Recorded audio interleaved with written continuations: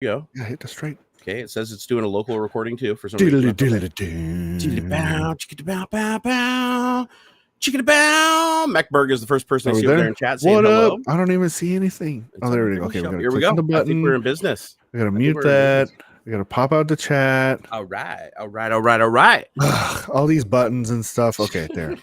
What's up? We got Megberg. Hello, I'm not dead. He's not dead. He truly isn't. He's alive. Oh, you know what? I didn't. Rumors of my death have been greatly exaggerated. Yeah. Turns out bitch has been back since Wednesday. Can you believe that? Man, Wednesday. I'm sorry. Never do Ricky that Smith, again, man. You hurt my heart. Thank you. Hurt my heart. Sorry. I almost had to hire another co-host. I was like, dude, I was already shopping hire around. I put a resume out there on fucking LinkedIn, and I was like, dude, quick, I need another co-host. Jerry's talking like I'm a W-2 employee. Almost took your job, man. I'm not even a 1099. Get out of here. That's for taxation purposes. Yeah, if the IRS comes a knocking, I've got. I'll make some paperwork. Broke. Woohoo! What's up, Eric G? Yorkshire techie. What up? This has to be a deep fake. It's more of a shallow fake. How are you guys doing? I'm pretty good, man. I feel all right. Man, what is I got to tell you though, Tulum, where we stayed in Tulum, not cool. Actually, a mixed bag. Let me say, I liked the aesthetic of where we were staying because it was kind of like a bohemian, like bamboo treehouse kind of vibe. It was pretty cool. Okay, but the whole area is like packed with tiny little hotels like that along this whole road and this coast, and as loud as fuck.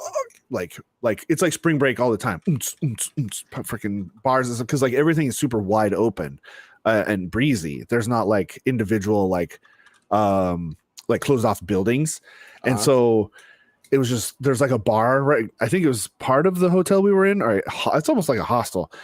It was a hotel because there's separate rooms and stuff, but I think it was a bar, a part of that of where we were staying that just like it was empty. There's just hardly anybody around, but they were just bumping the music hecka loud till like 2 a.m. Well, like every day? Yeah. Were you there the whole time, or no? Just the last like 3 days, I think. Sunday to when we left on Wednesday. Noise. Sunday was the full moon, so like they did this epic monster festival party thing that went till like 3, and it was. I'm too old for that. You're like, I can't. I don't want to do. Yeah, man, I don't want to do fucking spring break in, like Florida, Key West kind of stuff. Like it was intense, but it's okay. I mean, nobody had ever been there before and stuff, so it was a good learning experience. You had fun though, right? Oh yeah, it was great. That's good. I was wondering why the heck are you streaming so early? Turns out my clock is screwed up from switching between Windows and Linux. Oh, Theodoros. I was like, sometimes the European daylight savings and stuff will throw people. All right, sorry for the drop frames, guys. I'm adjusting for it right now. It's just a bandwidth thing. I had our bandwidth a little too crispy. Try this on ChatGPT, bitwise operator in Python. It's gonna get all crazy trying to write shift operator lol. Wait, I didn't get any of that. What was that? I have no idea either. He says, Mayank Dude Kaushik. I'm sorry if I butchered your name. He says, hello, long time no see. Try this on ChatGPT, bitwise operator in Python. It's gonna get all crazy trying to write shift operator lol. Oh, he wants me to type that in? I guess so. I think the just the part bitwise operator in Python. All right, well, hold on. I think just that part. I'll go punch that in right now because I do have I signed up for the Plus service finally. Although I thought I got invited, and I don't think I got invited. I think everybody got invited. Is it a paid thing now, or like you have an option for that? Yeah, you can pay $20 a month for the Pro stuff. 20? Yeah, it's $20 a month for the Pro. That's not bad at all. Oh, I'm glad that that's only how high they went. That's great. I don't know why I'm locked out of it right now, though. I got to do my little authenticator. The compression algorithm hates Ox's hat. Really? Let me see. I always drop my quality to 360. I don't know. It looks okay to me. We're doing 1080p. The depth gets a little weird, like in this area. it gets a little. It should. wonky, I mean, honestly, there shouldn't be hardly any compression. We're streaming at 10 megabit for crying out loud. It looks good to me at 1080p. Yeah. All right, so just typed in bitwise operator in Python. It says bitwise operator in Python are a set of operations that can be formed on binary numbers. In Python, these operators can be used to perform bitwise operations on integers. Here are the most commonly used bitwise operators in Python: and, bitwise and, pipe, logical or, caret performs logical XOR operation on each bit first second. Let's see, inverts all the bits in the operand, left shift, and then right shift. The right shift is 2 pipes. That got interpreted as something wrong, but it is accurate. And then bitwise and okay, so what he's gonna have to point it out to me because it's not obvious. It looks like it actually answered the question properly and it gave the right examples. So wait, hold on. Okay. No, actually it didn't give the right examples. So it's super wrong. It's super wrong often. It's pretty often. Yeah, no, it got the code right. It got the code right in the example, but in the simulation of running the bitwise operation, it definitely gave the wrong numbers. Because as far as I know, shifting 10. Hold on here. So 10 would be in binary, 1, 2, 8. Shit, I can't do that in my head. I don't either. But I know it's not 215, 13, negative 842 for what they're showing on the screen here. Shifting 10 to the second isn't going to give you 2. Actually, no, it would. It actually would if you were interpreting it as binary. Never mind. I see what you're saying because it is interpreting it wrong because it's 10. 10 shifted to the 2 should be 10 in hex, but then represented as binary. But they're showing as if it was binary, which 1 0 would actually just be 1. The 0 would mean nothing. Oh yeah, man. Burt Bacharach died. Man, that's a bummer. Did he really? Oh, that's man. He was like 98. So here, I want to see if it'll correct itself though. I'm gonna say you're wrong, Dinkus. Output is here's why the wrong information. All right, let's see what it says if I just tell it's wrong. Okay, I apologize for my mistake. Here's the corrected output, and it basically just gave me this. Ooh, it changed one of the numbers from 13 to 3, but it still makes no sense. That's still wrong. That's still wrong. You need to take in the numbers. Take in the numbers as base 10, not base 43. I apologize for my mistake. Correct the numbers. They should be taken. Okay, so if I do base 10 instead of base 2, here's the corrected example. All right, hold on. Here it goes. It's thinking. It's trying to pump me out some code here. I mean, it does get some shit wrong. It definitely does get some shit wrong. Look, the best way. This is super reductionist, but the best way to think about ChatGPT is an incredibly well-trained and advanced predictive text. Yeah. That's it. That's super reduction, but that is the core of what the AI model is trained to do. It is guessing what the next word should be based on the massive database of words that it has. That's it. It is not like it's context sensitive only in the sense of like it's like the model, the data that it's been trained on. How many thousands of times have somebody punched in that same question or these sort of chunks of phrases, and it's able to determine the context of it that way. It's a Mad Lib engine in a way, yeah. But yeah, it's not connected to the internet. Bitwise this bad though. The only thing I can think of is that it's getting it confused with some other mathematical operation when it's like reading in stuff, because it's just comparing patterns, right? And so numbers, it's terrible at numbers. Yeah, it's not good at math because again, it's built to predict words, and so it's going to get confused when you give it math problems. Well, here's the thing: they fixed the math in the last update, where now it doesn't do math based on its learning. If you actually pass it math and it sees it as a mathematic notation, it actually puts it in the calculator. Okay, but still, like it's still got to be weighted toward the wording of it, right? Like you're giving it mathematical terms in words, and it's probably getting a little mixed up in what to respond with. Because it doesn't. Maybe there's like a common term there, and it's weighting toward what is the more like often used. Well, I've noticed that lately, if you just give it like straight up math, it's been right. Like if you just that's good. Like just numbers, division, stuff like just numbers, it works. Even if you use words, it'll break it down into a function. I did that. I fed in a question from my teenager's calculus homework. I literally word for word and as best as I could with the numbers. Was that the one you posted on Twitter? Because I copy and pasted it too. I think so. Yeah, Yeah, think you did. I think you so. Posted it, and I copied and pasted it in there, and I got the answer. It got the answer that because the limit of my mathematical education it was off is by geometry. 1, right? Wasn't it off by 1?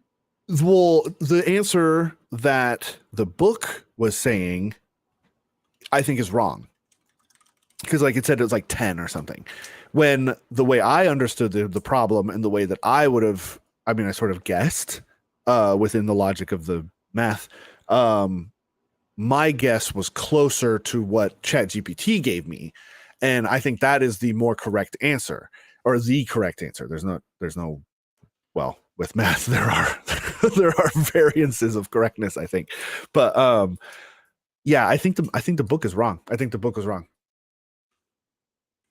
No, I think so too, because when you posted that, I remember I cut and pasted in, I got the same answer that you did. Yeah. Because you posted it and you're like, hey, you were asking people like you, because you thought it might have been wrong because the book came up with a different answer. Yeah. But here's the thing is that math books are notoriously known for being wrrong. Even my son's book, my son in whatever. One second. There's someone at the door. Okay. So no, my son's math book. My wife homeschools my son. And so she all the time she's going through there, she's looking at math problems, she'll bring them to me and show me and be like, this doesn't make sense. We followed the directions, but we came up with a different answer. And sure as shit, you go through and look at it, and it's like, yeah, that's the wrong answer. You go look online, you run the math, and it's a different answer. And so you have to actually send a message back to the teachers at the school that back the homeschooling program and say, this is the answer that they came to. And then they'll send out a correction to everybody and say, oh yeah, the book was actually wrong, or the lesson was wrong, or whatever's on the computer was wrong, the digital book. And so, and sometimes the teachers will come up with the curriculums and publish them online, and the curriculums will be wrong because the teacher created it themselves and they just weren't on their game, right? So it's like, and then you'll get teachers who are like, no, the book is never wrong. Yeah, the book's never wrong. You're just doing it wrong. That's silly. At least now you can run it through ChatGPT and be like, I don't know. But again, yeah, ChatGPT does get it wrong a lot of the time. But what I found with ChatGPT is usually if you explain to it what the mistake is, like once you come to it and you work with it and you explain the mistake, it usually corrects itself. Yeah. And so like right now, the problem is they said, what is logical bitwise 1 shifted 2 over, right? That should be 4, because in binary you have, you'd have 1. So the places in the bits is if you have 8 bits, you have the 1s column, the 2s, the 4s, the 8s, the 16s, 32s for 32-bit.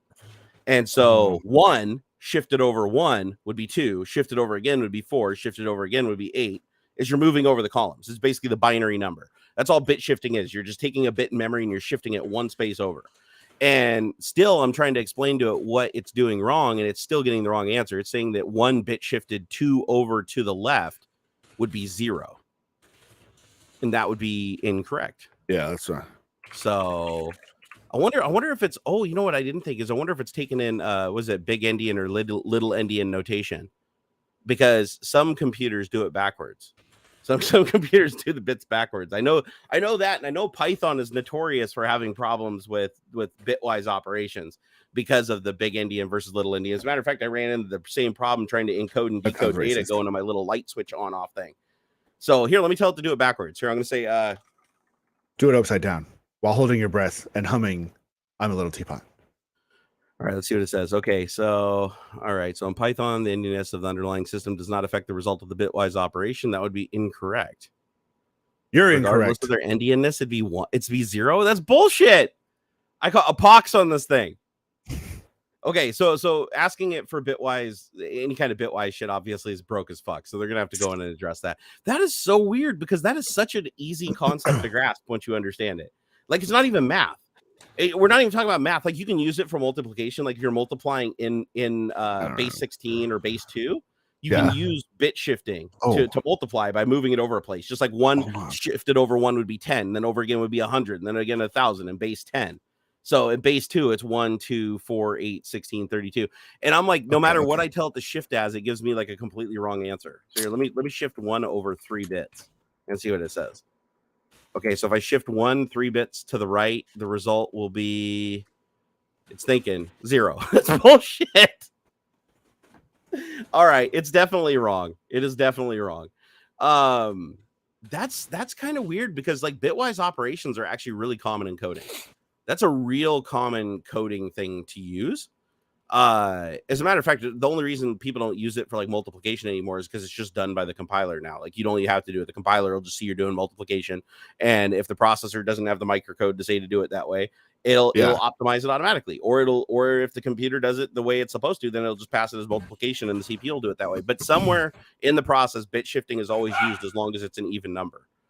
Okay. So or divisible by 2 and whatever baseness it is. But yeah, that's wrong. That's interesting. So who was that found that? I had to do a double take at that, but yeah, it is completely and totally wrong.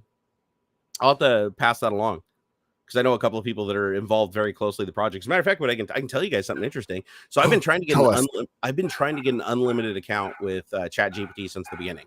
Okay. So I'm like, guys, evangelizing your shit. I'm talking about it all the time, using it on stream. Cool. Come on, give me a fucking unlimited account. I've heard you guys have given unlimited accounts to other people. Give it to me. And they're like, well, we have to discuss it like amongst the board members. Okay. And so it took them 2 weeks or 3 weeks or whatever to come to their conclusion. They finally came back and they said, everybody voted for me to get an unlimited account except for one partner. And they said one partner refused to vote, but they wouldn't name that partner. And I was like, you know who it was? It's Musk. No, well, Musk isn't even a voting partner anymore. He's out. I don't know. So no, Microsoft. Microsoft's a 49% partner, and OpenAI, they blocked me. So you think that's messed up? Isn't that petty as fuck? Like, seriously, I'm out there like pushing their shit. I would believe it. So yeah. So anyways, I'm kind of bummed about that, but I paid $20 and I still have I still have basically unlimited access. It's just not quite as good as what I could have had. Yeah. But what sucks is it's like even a mod of mine has unlimited access and I don't, and I'm like, Rrr. But yeah, no, I understand because. But it's like, how fucking petty can you be? It's like, yeah, they're aware of me because I made the video when they laid me off, and they deserved every bit of the fucking licking that they took for that. And ever since, I've been fair. I've talked shit where their software sucked, and I've given them hella props. Nothing worse than anybody else has said. No, and it's like Microsoft Edge. Like, I've been promoting Microsoft Edge lately. I mean, except for what it does with the VM shit. But I've been promoting that. I've been giving them credit for their last 2 updates that they did. Some of the feature work that they did on the operating system. Some of the feature work they did in Windows 11 specifically. I backed them up on that shit. It's like, where credit is due, I've always given it. And they're just like, well, he's an influencer that's critical of us. So he can't have it. He's a big stinky butt face. Yeah, he's a big old stinky butt face, even though he's probably helped fix like a fucking trillion bugs in this thing by proxy. No. But anyways, that's how Microsoft works. And that's why I will not have access to Bing. People are like, hey, do you have access to Bing AI? Nope. I'm not gonna have access to Bing AI because they'll block me on that. So is that's like a sign up thing then? Yeah. They haven't launched it fully out to everything. Correct. You have to be picking. You have to be picked. But I joined the list like literally the second it came out. I was already on the list. That's one of our topics for today. Was that Bing and their ChatGPT powered Bing thing has over 1 million users now. I guess people they've allowed to start using it. It's the fastest growing thing ever. Pretty cool. Some of the things, or at least what I've seen of it, it seems pretty cool. So I guess the idea is that it's not just spitting out like a list of links. It's actually like providing more of the context that your search is looking for, like a fuller explanation or things like that. Oh, so UD Tech said, do you think it was personal, or do you think you think? I mean, after fashion, no, I exceeded the standards, exceeded every single thing required. Remember, everybody voted yes except for one partner. Like, that doesn't happen. So, you don't usually have a 50-50 split or 2/3. Every single partner at the company said, out of how many? Like, except for one. I don't know how many there are, but I know that it's up there. It's not just like 2 or 3. It's up there. So and it took a while for everybody to get their votes back, but everybody was yes. And then there was one partner, and they didn't even say no. They just said they refused to vote, and it had to be unanimous. So because they didn't want to vote, because they knew that if some point, if it was on the record that they voted that way in the future and that came out, then that would look petty as fuck. So instead, they're just like, oh, we're just not going to vote. So and again, it's an assumption I'm making. It could have been somebody else in there. It could have been somebody else that has a grudge with me or something like that. But still, I thought that it was pretty petty, considering that this is a technology that I push so heavily that I actually I can even credit this technology to like bringing me back to programming. Like when I was dead fish for like 2 years and all the health problem shit, this brought me my head out of the bullshit and back into the game. And it's like just keep. I say don't take it personal. Just keep doing it on your own. Just sing the praises and show off what you're doing with it.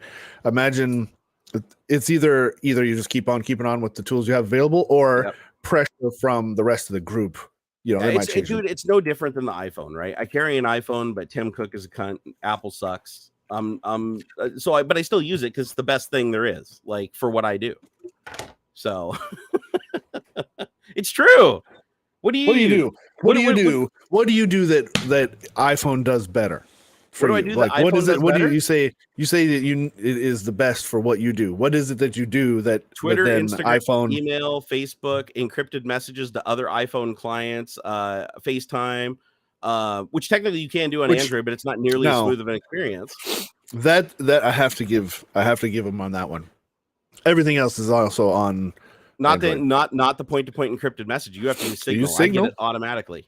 I get it automatically in SMS to my family members, and I can send unlimited link videos at full video quality without MMS or fees or anything. That's also the iMessage thing is a slight gimme as well. Apple's ecosystem is restricting as it is. Like I get it. Android is just like hands down. Android is a computer in your pocket, but that's not what I want for a mobile device.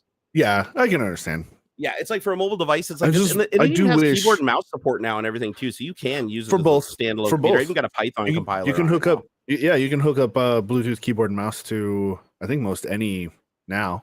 Every time I've switched to Android, every single time, and I've tried multiple times. I have a whole fucking video library in a box full of Android phones to prove that I put a lot of things up against an iPhone. And the only thing that came close that almost replaced it was the one that was blowing up airplanes. the Note 7. The first one where I was like, ooh, I'm on the fence. I might actually finally switch. It's almost more of like whichever one you've been with the most. That's true. Yeah, no, that's fair point. It fits. Point. It's like breaking in Doc Martens, right? 100%. Like you can't just take someone else's docs and walk around without pain. Right. And so like or even fresh, brand new, right? If I wanted to switch, it would be so painful for 6 months or whatever. And it's like that. It's like, no, I've had these same shoes, these gloves or whatever for so long now that like it's literally painful to change. Yeah, and I'd say that's a fair assessment because every time that I switched to Android, it was a matter of things that were just instinctive to me that I could do very, very quickly on the iPhone. I could not do on Android because it was such a different experience. Same. I pick up my wife's iPhone. I go to open an app or something, and I'm like, Jesus, all these fucking icons everywhere. Yeah. And I'm like, oh, that's right. Okay, I have to switch my brain and look. Oh, that's right. Okay, and it is well organized, and for her, she uses it every day. It makes sense to her.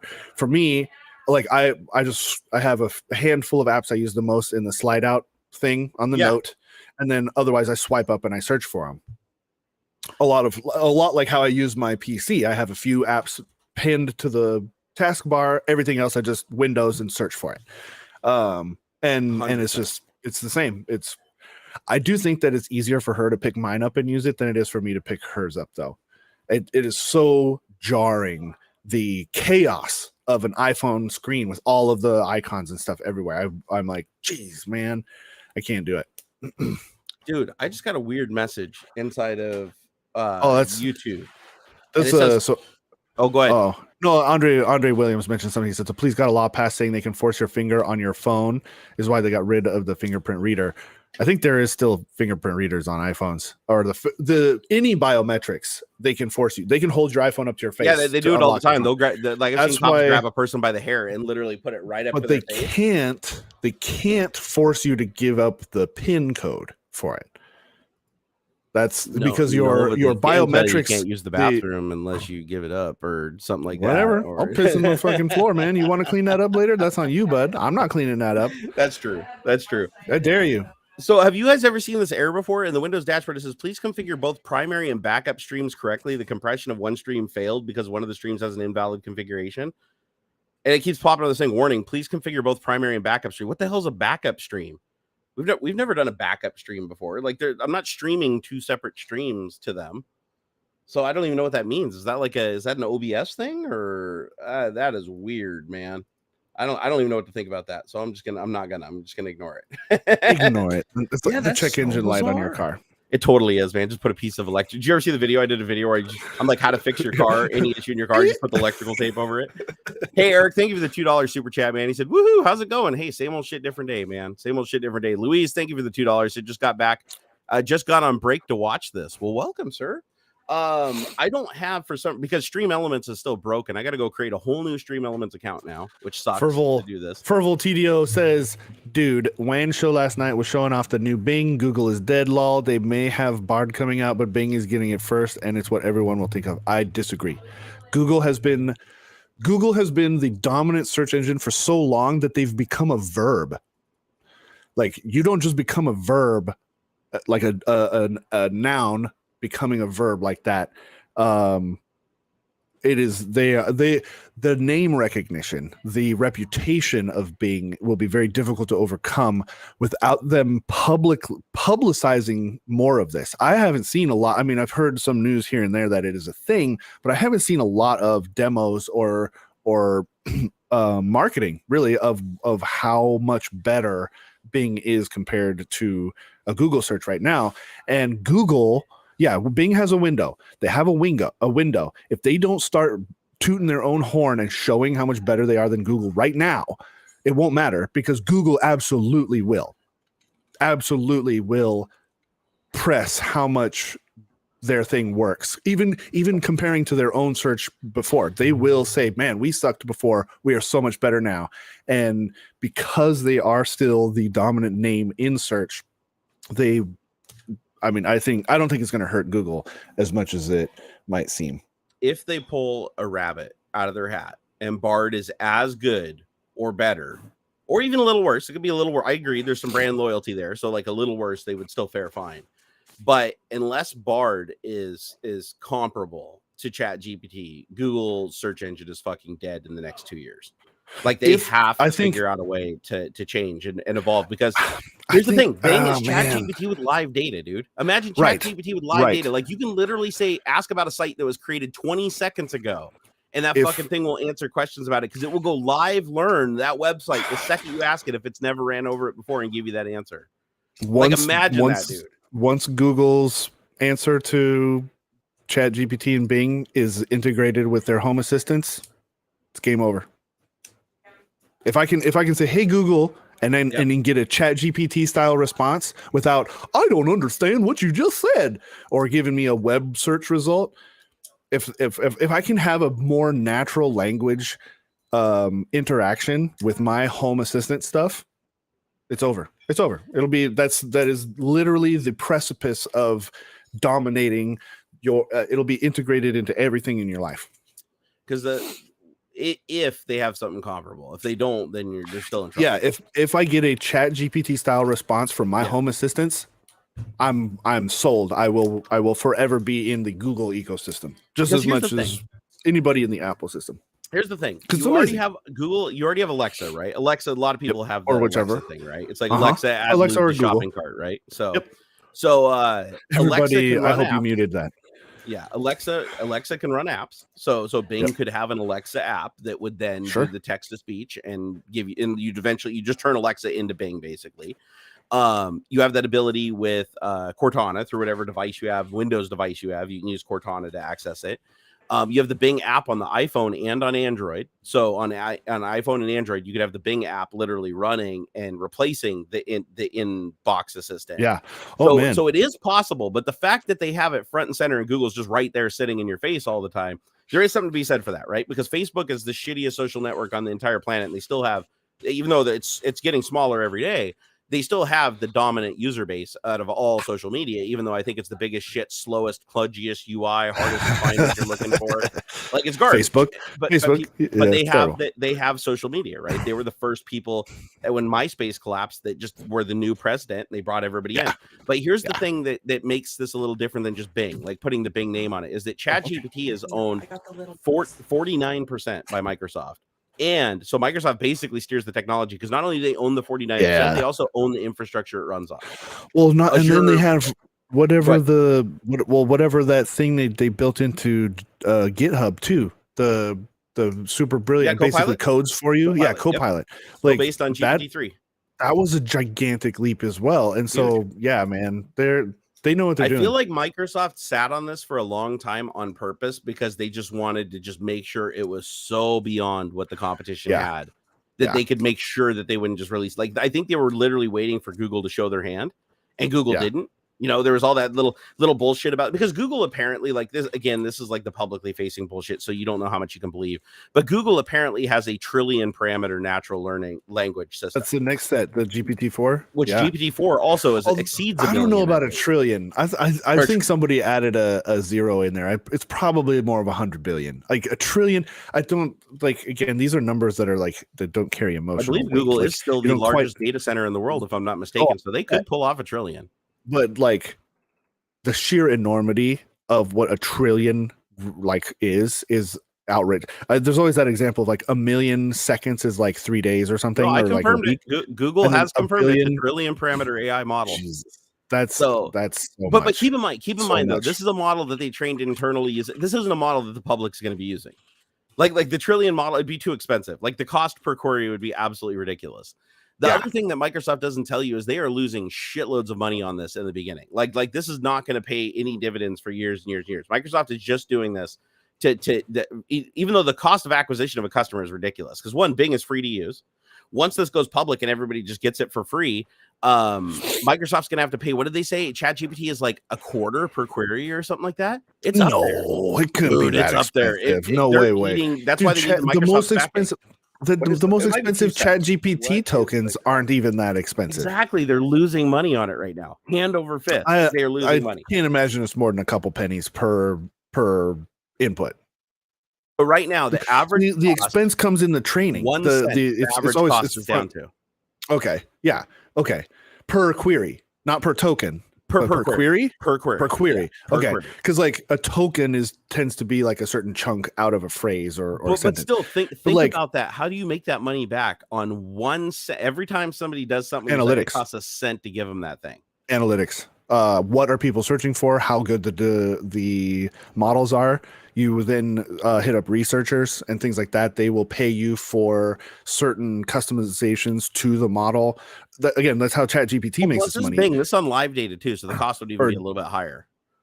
Yeah, a little, but that's how GPT-3 to get access to the API. There's like four or five different tiers for like how smart or depending on the responses you want to get back out of it.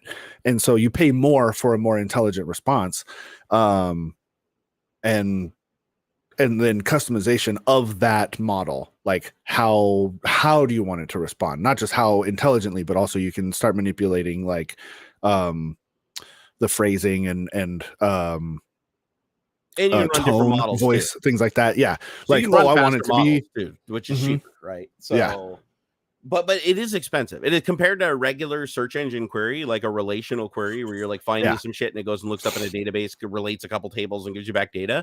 This is far more expensive when you calculate in the machine learning and the queries together. It is a very expensive. Yeah, it's definitely they're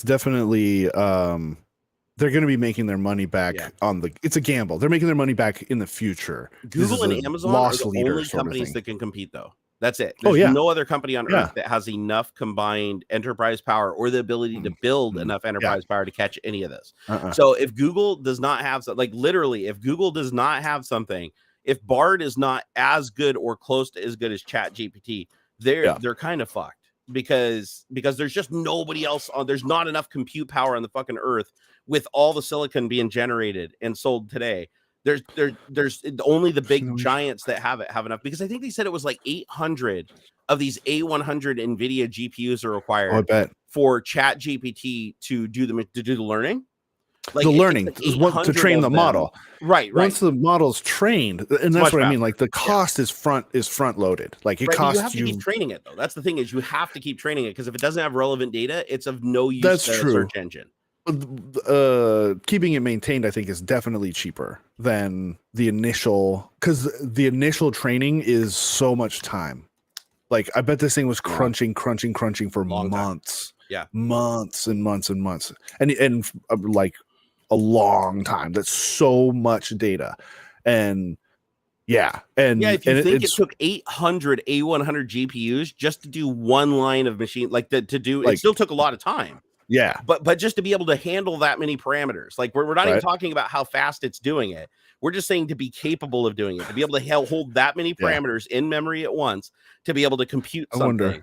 took 800 of these fucking things. Yeah. So it's like, who else on earth has that kind of computing power at their fingertips and the volume to go through like every piece of data on the planet online and publicly displayed? And then the other problem they run up against, this is another big problem that I guess they didn't think about, but it's really hard to untrain machine learning. Because in the process of machine learning, the new training is built on the old learning. Just like it's kind of, think of it like blockchain technology. So you can't just pull out a block when it learns. The only thing you can do is just filter it, right? You can put a filter that says, oh, if any result has these words, ignore that. Just ignore it and throw it aside. You still have to eat the computational power for it. But because of that, it's like, how do we handle the problem with all the AI art generation theft and shit that now DALL-E has, which is, I think DALL-E is based on not ChatGPT, but shit, what is it called? The open source shit that I even use, Stable Diffusion. So DALL-E is based on Stable Diffusion and now Stable Diffusion 2. And now they've admitted that they've trained on public imagery that was copyright and protected. And so they're seeing all these AI images with like Getty image overlays and shit on it. And so they have to figure out now, how the fuck do you go back and make an image generator unlearn what it's seen? You can't. You have to effectively start it over. And so it's like they have to figure out how to create some kind of a system like YouTube has, where it can look at stuff and objectively weight it and say, is this copyright material or not? And that's really hard to do with an image. Matthew here in the chat says, the copyright issue means a new image format. It sucks. I don't know that we necessarily need a whole new image format, like a new JPEG 2 or something. Couldn't you build something into the metadata? You could of the file that says like, hey, don't scrape this. Yeah, it's the same thing they did for websites. Websites have a no scrape parameter. If you put your HTML, so I just figure like ignore it by law. Because like even when I'm exporting stuff like out of Adobe or Premiere or something, like there's an option to build in like all of the metadata and stuff. Like I can edit the metadata myself before exporting it and stuff. So like I don't see why there's why we couldn't just do that. It wouldn't have to be a whole new format. We just add another little blip of here's the problem that you run into is, when was the last time that you saw something that only existed on a single site and it wasn't put somewhere else, stripped of there's that.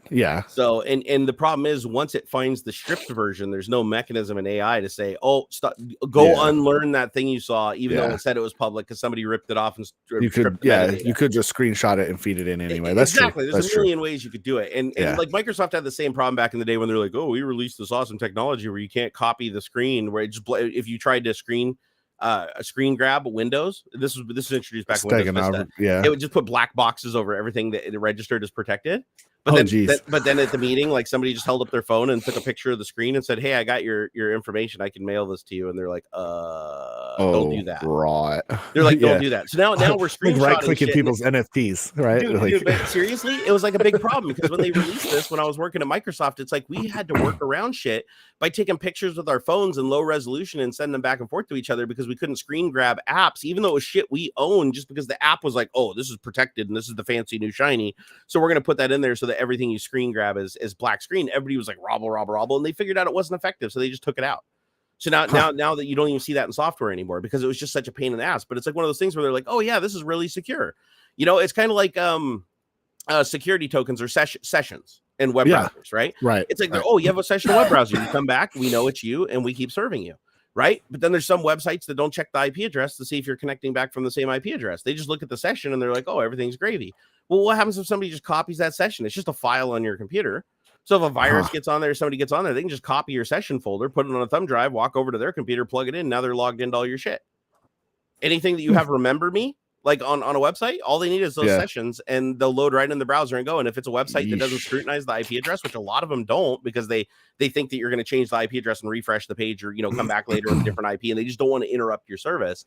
And it's like, it's protected if it's on your computer, and it's encrypted to some degree. But if you just copy it and you put it into the folder of like Chrome or Edge, it just works. It just works. As a matter of fact, one of the pieces of code I wrote a couple of weeks ago, fucking around with ChatGPT, I was like, I wonder if I can just grab the session out of the browser. So I opened up the browser, I went and grabbed the session out of the memory, in the debugger. I grabbed the session out of there, and I just copied it into my code, made it a constant in Python, fed it to the thing, reconnected the website, and it continued my session and gave me back all of the data as if I was that browser, logged in as that user and connected. And I was like, and I could even send a post to it, and it would give me the right response. And I was like, wait a second. So now I'm not even in the Brave browser anymore. I'm in a complete, I'm not even trying to pretend to be the browser that originally connected to this thing. Yeah, it still sees that session ID and goes, oh, I know who you are. Hey, come on, friend, let's keep going. And so that's why a lot of sites now, you'll notice if you try to change settings or do anything, it'll ask for your password a second time. And that's because just to be extra safe, in case somebody hijacks your session. Or they can also do it sometimes if you go visit a website or whatever, it'll pop up a thing with some JavaScript. It's like, oh, hey, do you want to run this shady piece of software? And they'll put a thing on their fake website that says, oh, make sure you click OK when this pops up. And then you do, and they just jack all your sessions. Now they're logged into all your shit. And so it's like convenience really challenges security. And I feel like with something like ChatGPT, it's like the legal system's going to have to figure out how the hell do we figure out who is to blame? Is it the tool that's to blame for learning this stuff and doing it? Or is it the person who's using it to create the content that's not going out and vetting and verifying the content doesn't look stolen? But again, how could they? How could you go through the entire collective works of the internet to verify the image that it drove you is unique enough or not? Yeah, like nobody could do that. There's no technology. Like it already takes like all the computing power in the world just to draw the fucking picture in the first place. How are they going to build a system on top of that to use the technology and be able to detect what it did and detect what it learned from? And that's another problem. How do you store everything it learned? This model has so many parameters that's learning things so fast that if you asked it, if I went to ChatGPT and said, hey, what sources did you use to give me these answers? It could give me like 2 or 3 sources that are related. Like you could go grab 2 or 3 random sources that were the highest weighted things, but there could be 10 million things. It could pop back like a 1-sentence reply could be the culmination of learning from a million different things that weighted the decision in that favor to give me that particular response. So if it just crapped out that million, like we don't have enough hard drive storage in the world to store every single one of those queries, right? So it's like there's no real solution. It's one of those things where it's like we created the technology without really understanding how we can control it moving forward, because there's no just pulling shit out. That's kind of our thing, right?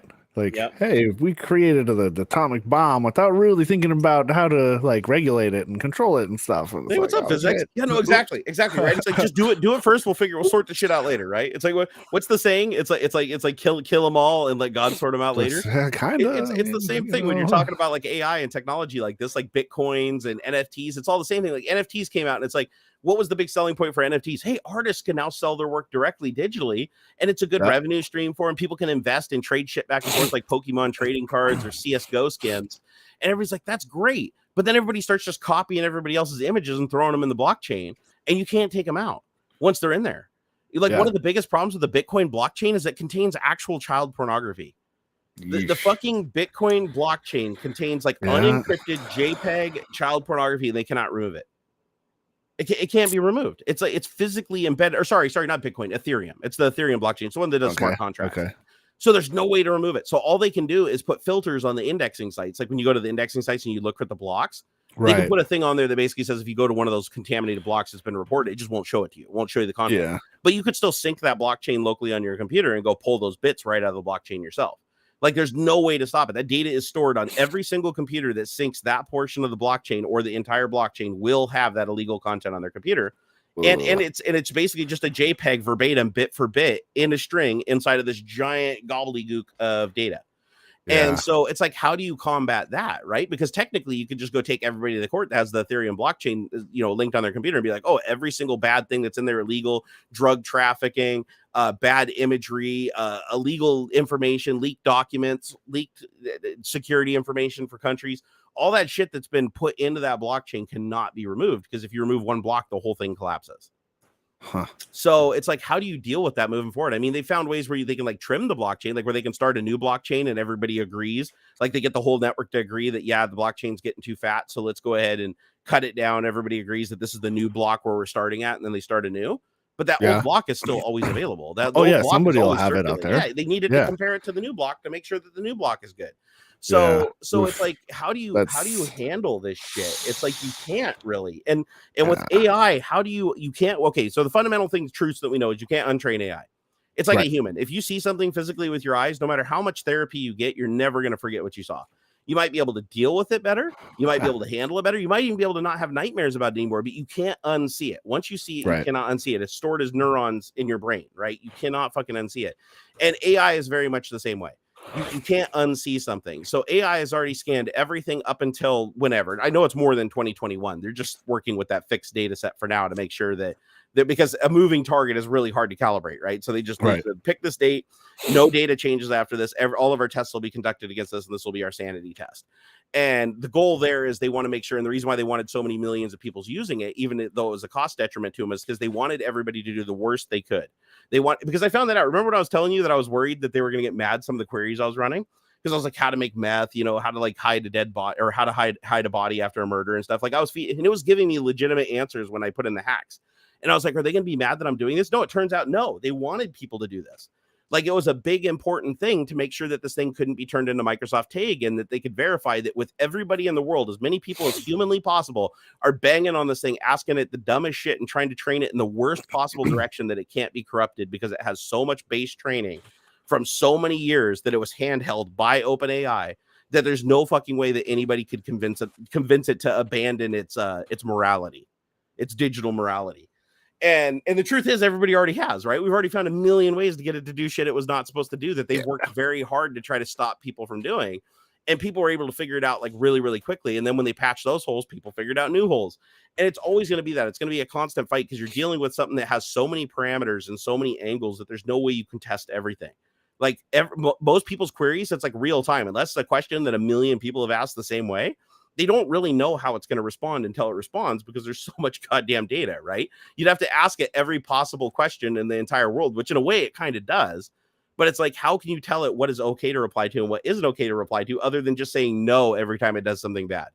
Yep. And just hope that it learns, like a human, right? It's like, stop stealing cookies, stop stealing shit from people, stop shitting in the neighbor's yard. It's like, if you keep telling the kid to stop, it's like pretty soon they're going to stop if it becomes inconvenient for them, right?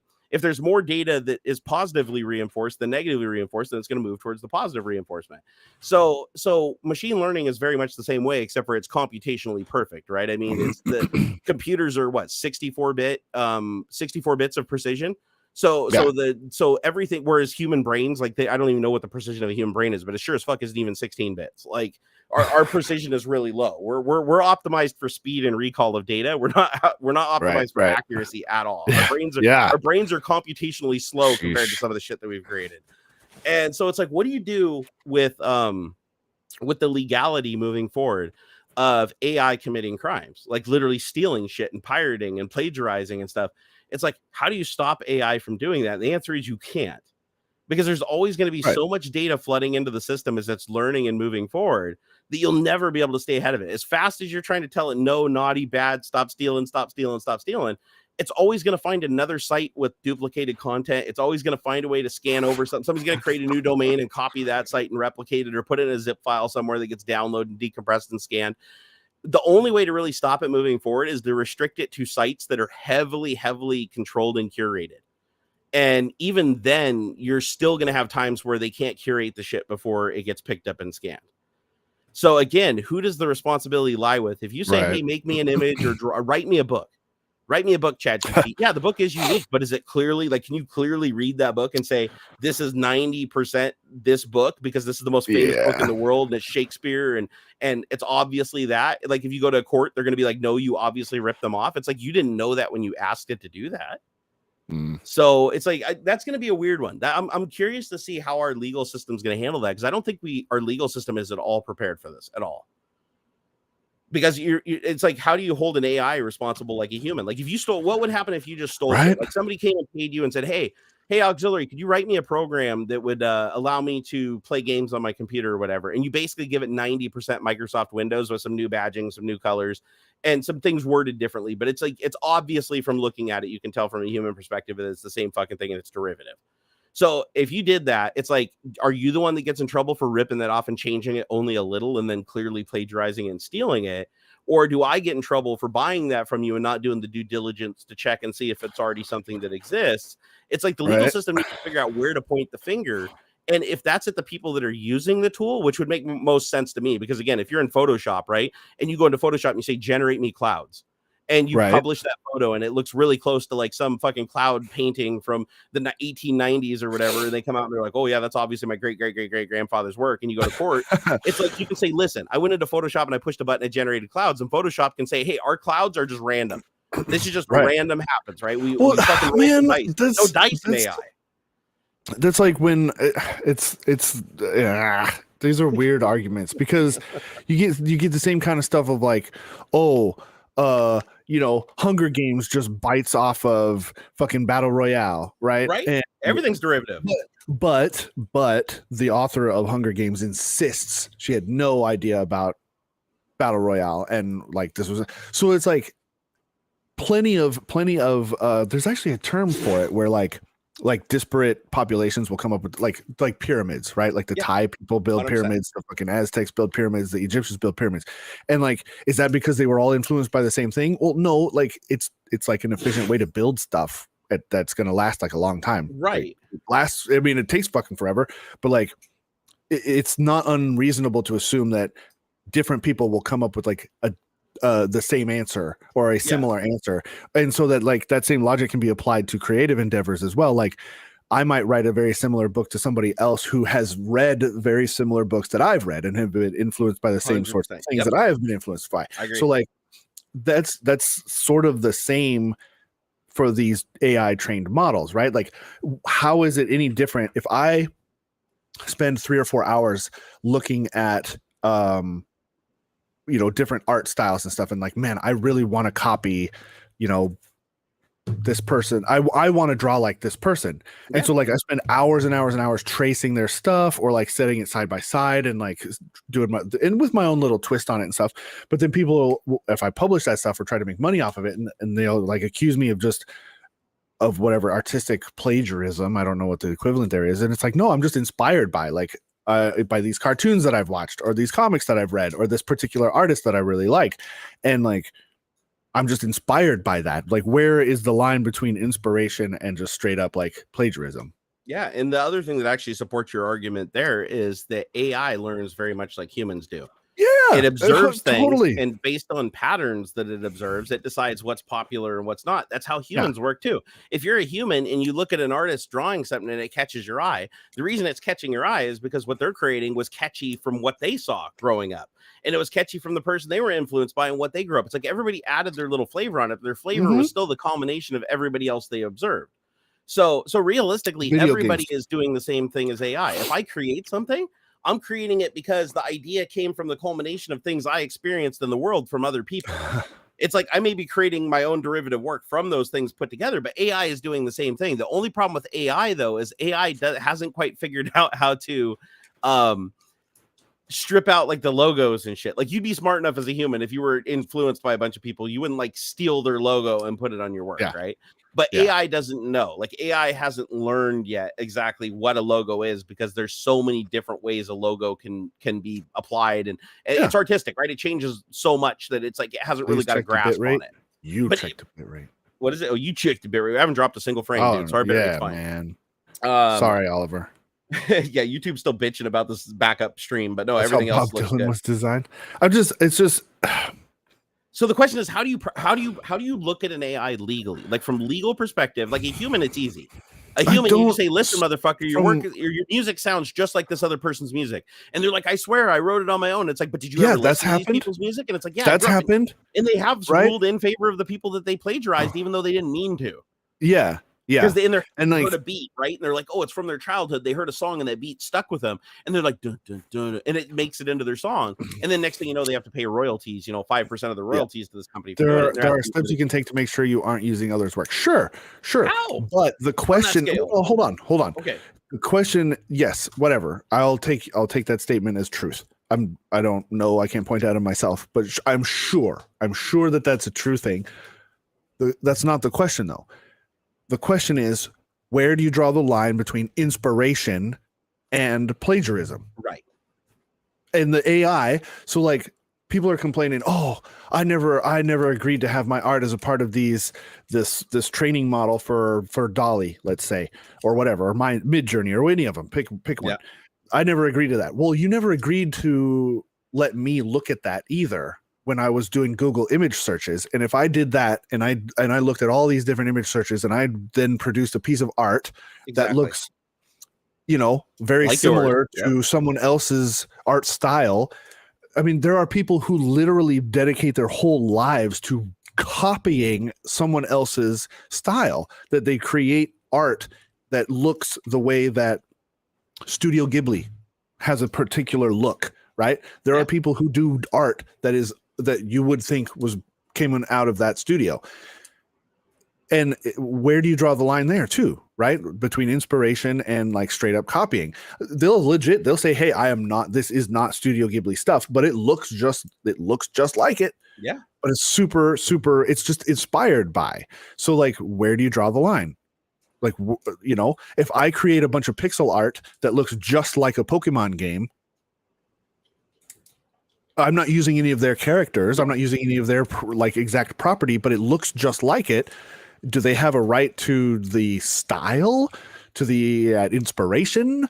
Like, they kind of they didn't rob it. It's all inspired by. If I punch into DALL-E and I say, I want you to create a picture of Jigglypuff eating ice cream as if Van Gogh had painted it during his, or, whatever, Picasso's blue period, and it spits that out, and it looks just like if Picasso had done exactly what I asked the machine to do. It's inspired by. It doesn't matter, in my opinion, it doesn't matter that the model was trained on images that people didn't give their consent to, because it's no different than if I were to just look at a big list of Google images or scrubbed through DeviantArt or whatever and made my art the same way. I don't understand why people are getting upset at the machine doing it, but not people doing it. Yeah, because the thing is, the machine is an emulation of people. Like the whole idea of a neural network is to simulate humanity. I mean, it does it in a much faster way, but it's to take in data just like your human mind would, with higher precision, but to take it in and use it and look at the patterns and look at what is appealing to people and what isn't appealing to people. What is accurate? What do people say this is a good answer versus a bad answer? Who did just recently? This came up in music.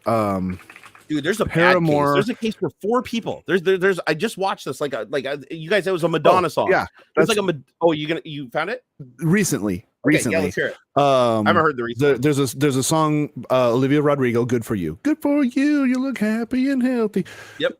She retroactively gave writing credit to Paramore because the like the beat and tempo are very similar to another Paramore song that I can't recall off the top of my head. Misery Business. It's very, very, very similar to Misery Business. And she acknowledges that the song Misery Business was very heavily, a very heavy influence on the Good For You song. And so they credited them as they gave them a songwriting credit for it. Should that then be the answer? This AI result was inspired by these sources. Yeah, because like I said, everything is derivative, right? The reason we're speaking English right now is because we observed other people speaking English. The reason that we know what red and black and yellow ignores the licenses, is because people pointed at those colors and said that word, right? So everything we learn, just like an AI, is exactly the same way as a human would learn. It's just it doesn't understand necessarily the rule of law yet, right? I mean, that has to be something that maybe we impart that on it. We let it look at the law and say, listen, if your shit is derivative or too close to any one thing you studied, then that's no bueno. Cuphead, the video game, and also now a cartoon show, is drawn in very much a similar style to like the 30s Mickey Mouse stuff. A lot of that it's a little more over the top, but it's a very similar art style to like those early 30s and stuff cartoons. Is that copyright infringement? I mean, it's still their own kind of unique style, but it's very heavily inspired by. Like, in fact, they admit to it. I can't remember the song, but there's a song where one person got sued for creating it was a top hit song, right? It always is, right? They're not going to sue somebody who doesn't make any money, but it was a top hit song. They sued them, and then another band came forward that wasn't popular and sued the people who were suing the people because they stole their song, and then they won a settlement. And then another family from a band that was dead from like early in the century said that no, their song was actually from our song, and the family won a settlement against them. So it was like four layers of you stole my song, and then the person was like, no, but you stole my song, and then the person was like, no, but you sold my song. But it turns out that nobody stole anything. Everybody just had that beat in their head from when they listened to the song, and years later were like that worked into their natural influence because it was something they recalled that they liked. Like here's song here. These are all plagiarized songs. Blurred Lines, Robin Thicke. You know it? Right? Oh yeah. Robin Thicke and Pharrell Williams. Blurred Lines, totally ripped off song. Right? I'm looking at it right now. It was ripped off from a song 1977's hit called "Gotta Give It Up," without admitting guilt. Thicke and Pharrell eventually settled out of court with the Gaye family. It was a Marvin Gaye song. Marvin Gaye. Yeah. My Sweet Lord by George Harrison. Okay. Was a ripoff. Ended in litigation of $500,000. A Creep by Radiohead. Everybody knows that song. Oh, really? Right? Sure. Yeah. Creep was a ripoff from a 1972 song called "The Air That I Breathe." Wow. And there was a settlement. So going through here. Oh, and there's more. There's more. Come Together from the Beatles. Come Together right now. Right? Came from a riff called You Can't Catch Me. From let's see here. EMI granted the Beatles a license to use the riff. John Lennon was said to worried we end up in a world where nobody can earn an honest living. Well, I mean, that's a subjective term. Viva La Vida Loca or whatever. I remember when that came out. He got in some trouble for that. For living La Vida Loca. I'm curious what you mean by honest living. That's very subjective. But here's the thing. Here's the question that I want to ask you. Ice Baby. If there can be 4 levels of songs, person ripped off person ripped off person, well, they're all different songs. They just have similar beats. Then who's to say that the first person is just getting off the hook because the last person's dead that made the song that they were inspired by? Yeah. Yeah. Fucking this for how long? It could have been inspired by a pharaoh fucking doing this with prayers back in like the 600 before BC or whatever, and it's just nobody is left from that generation to say you ripped me off. So is something only not ripped off as long as enough people are dead not to remember where you were inspired to make it? Yeah. How many inspiration sources do you have to have? Because technically the AI has many more layers of inspiration sources than any one human being does. So it is a tough thing, but I do understand why people are worried about it, because as the AI gets better, it gets harder and harder to discern whether it was created by a human or whether it was created by an AI.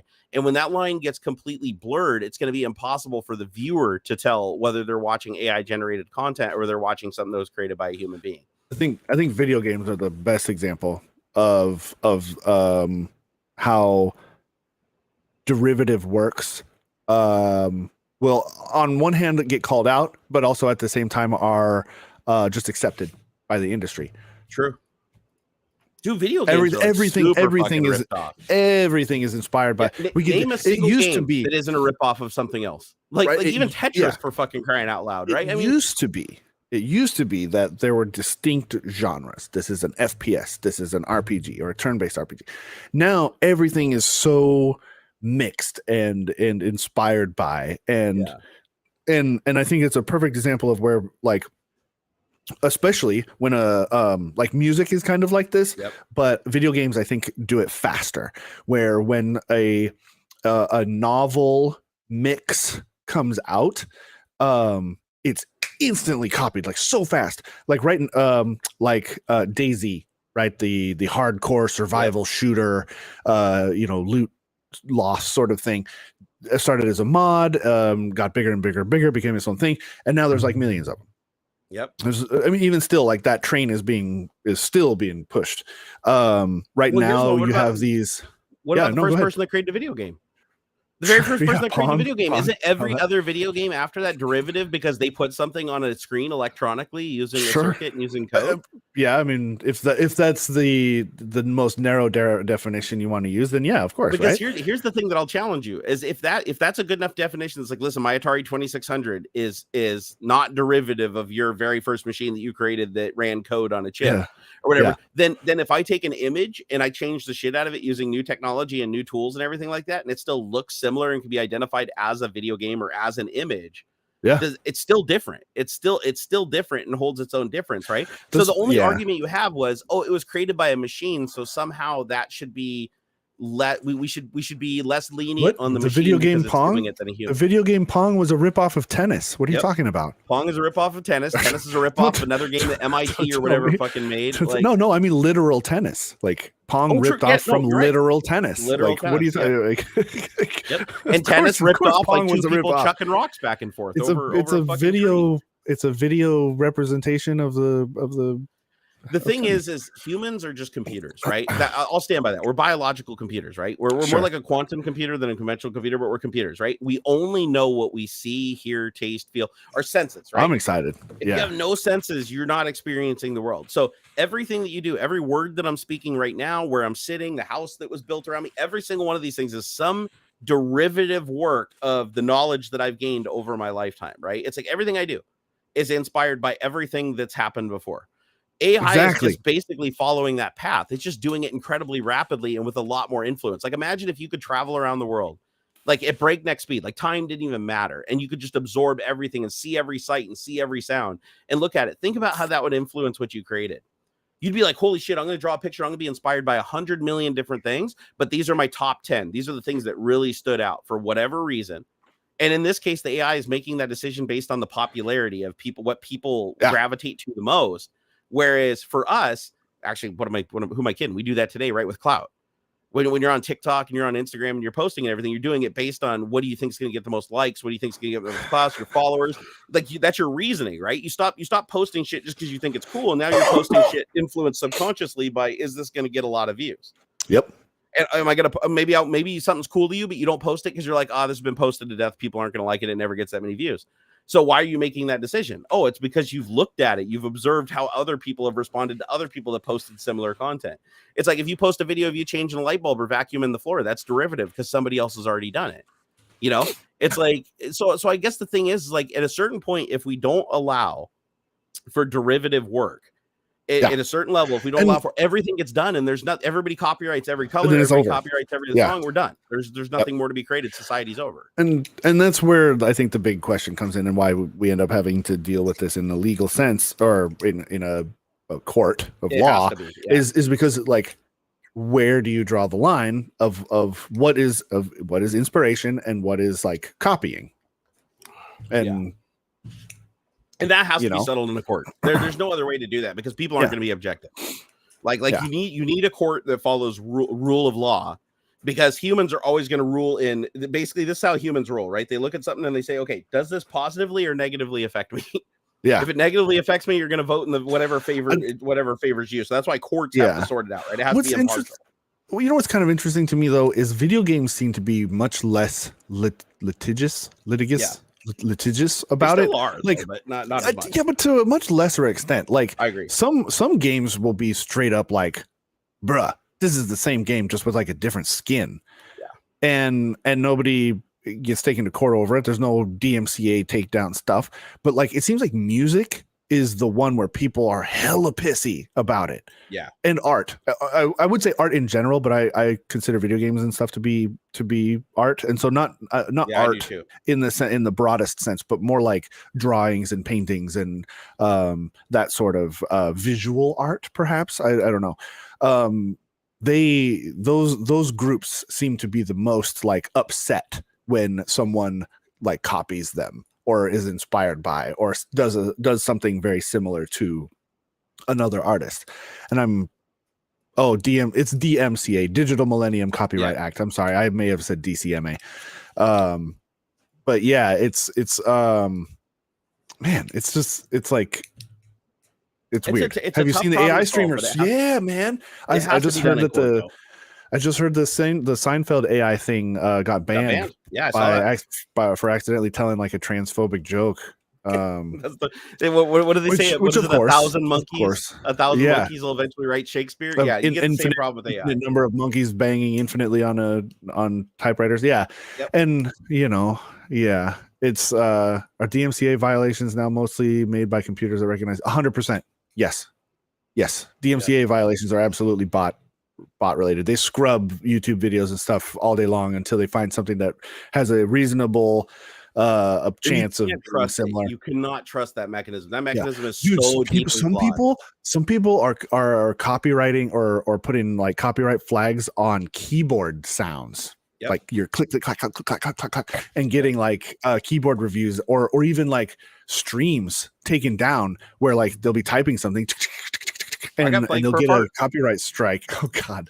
I got flagged. One of my videos got flagged for a fart. I used a fart sound that it was this fast. It was That was it. It wasn't even a good fart sound. It's just like in a joke. And it actually DMs. It actually said all the revenue from your video is now going to the true owner of this. And I went and looked up the owner, and all the owner does is go around and buy up rights to sound effects that are heavily used in videos. So what they did is they went and scanned. They created a business, and a lot of people do this. This is the next big gold mine on the internet. Is they go and scan over YouTube and they say how many YouTube videos use this sound. Like, how common of a sound is this? Then they go find out who created the original sound. They do the research and figure out who created the original sound. And then they go to the person who created the original sound that doesn't even know their sound's being used half the time. And they just say, hey, listen, can we buy the rights to that fart for like $20 or $100 or $1,000 or whatever? And the artist is like, yeah, I didn't even know like somebody'd want it. And then they buy it. They put it in the system as DMCA. They already know how many videos are using it. So instantly 100,000 videos. Yep. That's why you got to be careful about sound effects and shit you use. Because if you pull like a meme sound or something like that, and one of these companies gets a hold of it and buys the rights to it from the person who created it, retroactively, they will go back and take all of your revenue from your videos. They will redirect all of the revenue from that video to them. And half the time, if you're not paying attention to your email, you won't even know. You'll just see like a little yellow dollar sign in your dashboard. And you hover over and it says, oh, the video from this revenue has been claimed by so-and-so. And every fucking time this happens, I click on it and it says, oh, you've been claimed by like ABC Media Group Empire or whatever. And I go look it up on Google. Yep. And I look it up and it's like ABC Media Group Empire is a conglomerate that buys rights to musics and blah, blah, blah, and licensed art around the world. Some of them aren't even the proper owners. They just will they'll just put a clip up and say, this is my sound, and just to maybe sneak through. Yep. Dude, I actually got a Nintendo clip claimed. So check this out. This happened Nintendo years ago. Terrible. Years ago. No, but this wasn't Nintendo. It was an imposter. So I got a thing that said, you've been copyright flagged by Nintendo _Inc. And I was like, what? Nintendo wouldn't use a fucking underscore in their name. Nope. And so I challenged it with YouTube and I said, no, this is, I have the rights to use it, even though I didn't. I challenged this is my sound. This is my sound. And it immediately said, like within like a half an hour, okay, this is ruled in your favor. The copyright thing has been lifted, because they don't want to cause any waves. They're basically like, we're going to cast the net. We're going to by default get all the revenue from the videos, and anybody that challenges it, we'll just give it back to them so that they don't rock the boat, so that we can keep doing this. And so I went and looked, and online I could not find anywhere where this thing was. So I sent a mail to Nintendo of America and I tipped them off and I said, listen, this is not you, because I looked on their site and they said that if you get copyright claimed by them, it will say, because it's happened on my videos with my old intros, it says you've been copyright claimed by Nintendo of America. It'll actually say that with spaces and no underscores. So Nintendo, so some guy created something called Nintendo _Inc., got it past Google, and was just copyright claiming everything Nintendo missed. And everybody was like, oh shit, I use Nintendo sound effects. And everybody knows Nintendo's litigious as shit. So they're like, whatever, let them have the money. And this person was probably making tens of thousands of dollars a day off of other people's fucking videos. Yeah. And I got the worst copyright claim I ever got, though. And this is the one where I say it's dangerous. DMCA systems are super dangerous, like content matching systems, because I uploaded a video to YouTube that was a Bitcoin mine video where I went and toured a Bitcoin mine in Eastern Washington, and I posted the video and it went viral. And it went so viral, in fact, that one of the three owners of the Bitcoin mine freaked out and was worried that people were going to find the place, because it was a top secret location. They were worried people were trying to find the place, that they ordered me to take the video down. Well, I didn't want to get in trouble legally, so I complied. I took the video down, right? I deleted it off of YouTube. Well, some other motherfucker copied the video while I had it uploaded. And then when I deleted it, they uploaded the video as a part of their video. So their video is like, hey, these are the top 10 Bitcoins. And they played my video in its fucking entirety in the set of 10 videos that they stole from other people, I'm sure. And so I went to re-upload the video when the owner that was concerned finally dropped out of the partner group. They came back and said, listen, if you want to republish that video, you can, years later. So I republished the video. As soon as I republished the video, it immediately got copyright claimed by this YouTuber. And I click on them and I go to their page and it says, you're using a part in partial or full of this other video. And I went and looked on the other video, and sure shit, it was my entire video embedded into their video. And so I couldn't copyright claim them because it said that they claimed me. So you can't do a counterclaim, right? It's like once they claim you, it's game over. So I contested it and said, no, I own the original video. Here's the original URL that I was uploaded before I deleted it. I have the original video. I have the original footage, and you can clearly see that it's me in the video. Like you can see from my other videos, this is my video.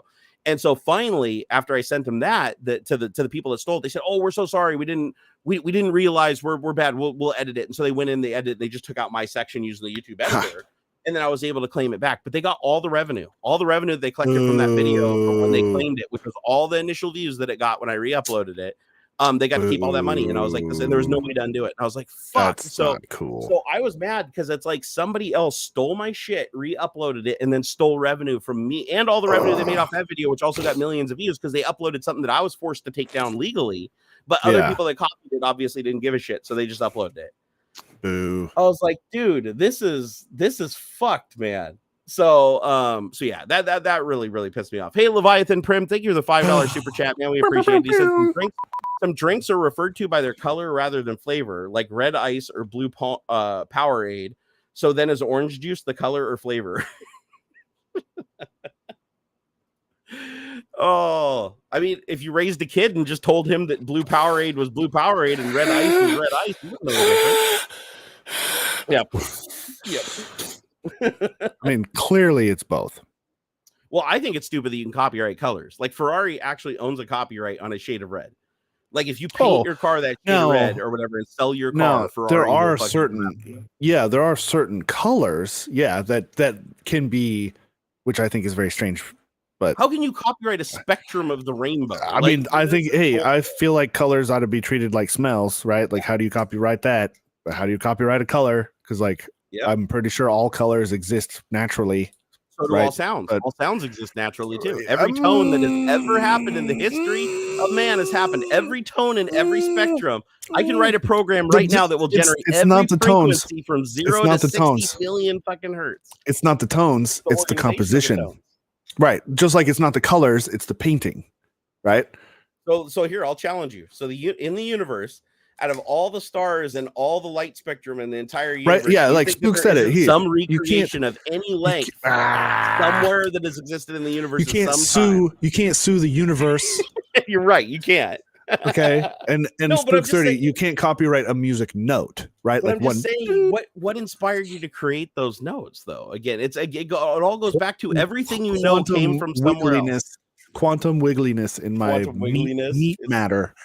Fucking quantum spin is the answer. Well, because I mean that's lit. I mean, isn't it though? Isn't that what you just said?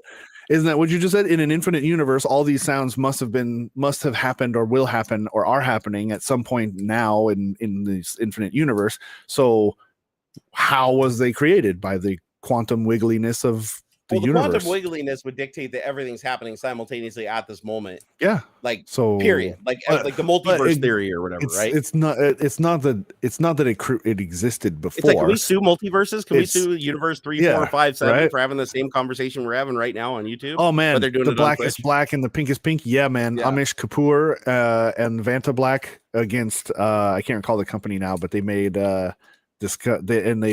so this guy, so Vanta Black is owned by this one particular kind of butthead artist. Oh, I didn't know that. He owns the rights to use Vanta Black, or a particular version of Vanta Black. I don't think it does all of it because there's been better ones since, and you have to license it through him to use it in art and things. And I guess he's kind of a butthead.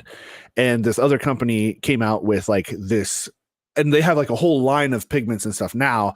But Culture Hustle, that's it. Has the pinkest pink. They also have an answer to the black. They do it's like something black 3.0 or something. And so they responded with this pinkest pink, which is like this heavy, like the most pigmented pink ever created. I've seen it. And he also, I think this Kapoor guy, I think he is the one who designed the Chicago bean, that chromed out.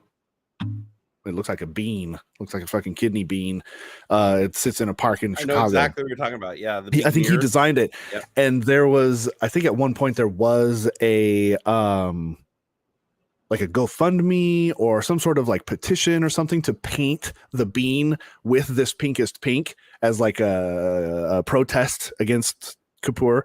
It's so funny. I'm looking at him right now. Artist bitchy stuff is pretty funny. I mean, it's a dick move. Let me pose a question with him though. Let's use him as an example, right? Let's use him as a case study. So let's say he created Vanta Black, the blackest of blacks, right? First of all, Vanta Black isn't the blackest of black anymore because I just watched the whole thing on YouTube. They've done better even now. Yeah, it's nuts. So here, yeah, I know they got one. I think it's like 99.98% of light or something, visible light. A weird thing though about it, you can't touch it. You can't put a coating on it. You can't touch it. You can't. Oh, because the angle of because you'll crush the carbon tubes that are capturing the light, and it fucks the whole thing up.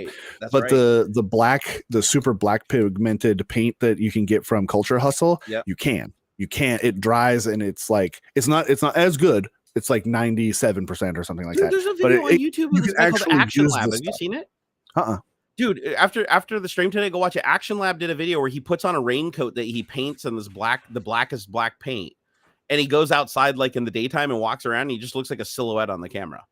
Like it's so crazy. He paints clothing and he goes into a pitch. Andy did a thing where he painted the inside of a room. He created a room with like foam panels in his garage and he painted the inside black and then he went inside of the room and he said it was absolute dark, like no light. Oh my goodness, that's got to be freaky. He said the Action Lab.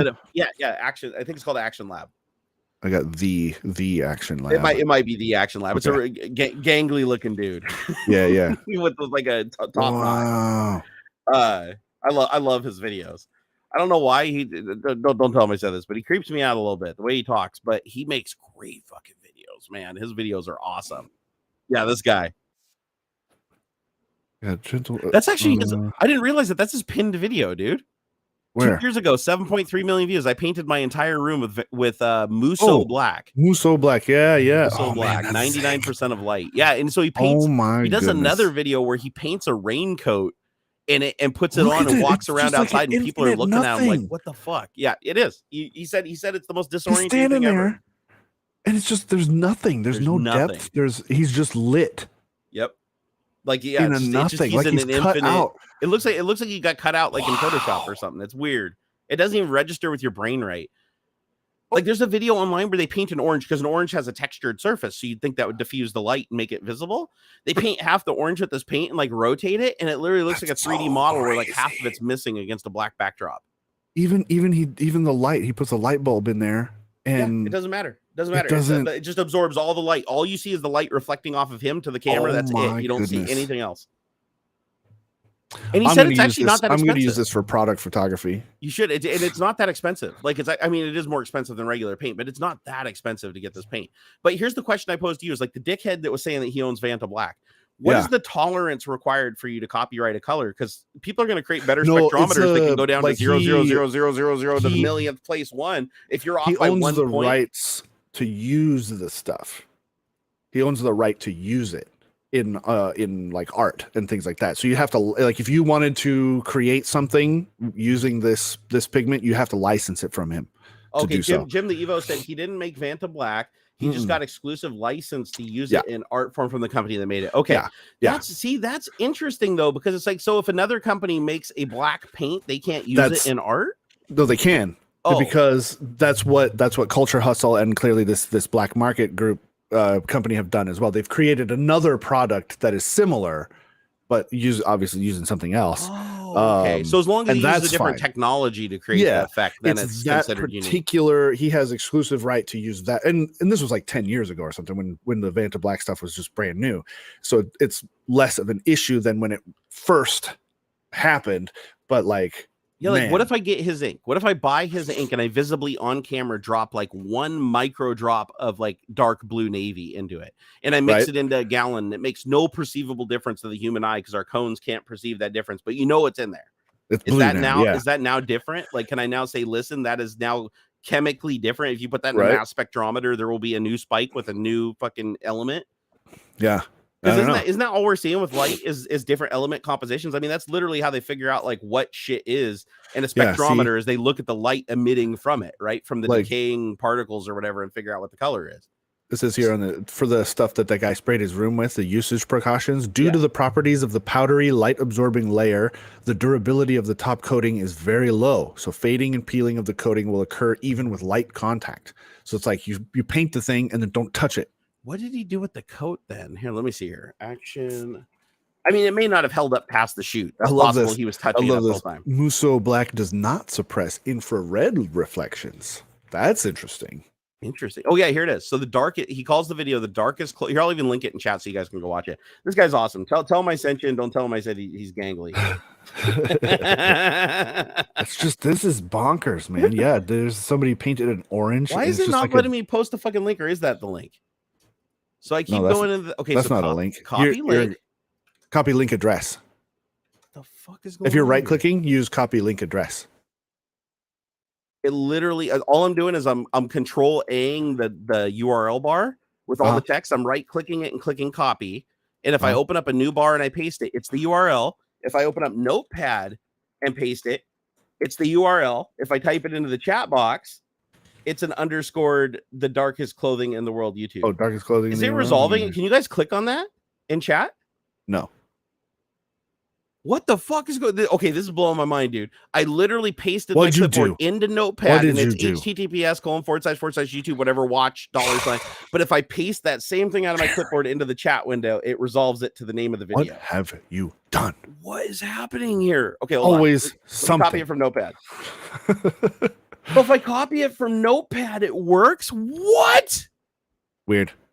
There's something. This has got to be a Microsoft Edge thing. This has got to be a Microsoft Edge thing because I copied it from Microsoft Edge bar, but when I paste it into Notepad, it's text. When I post it into a text field in a browser, it's the resolved name.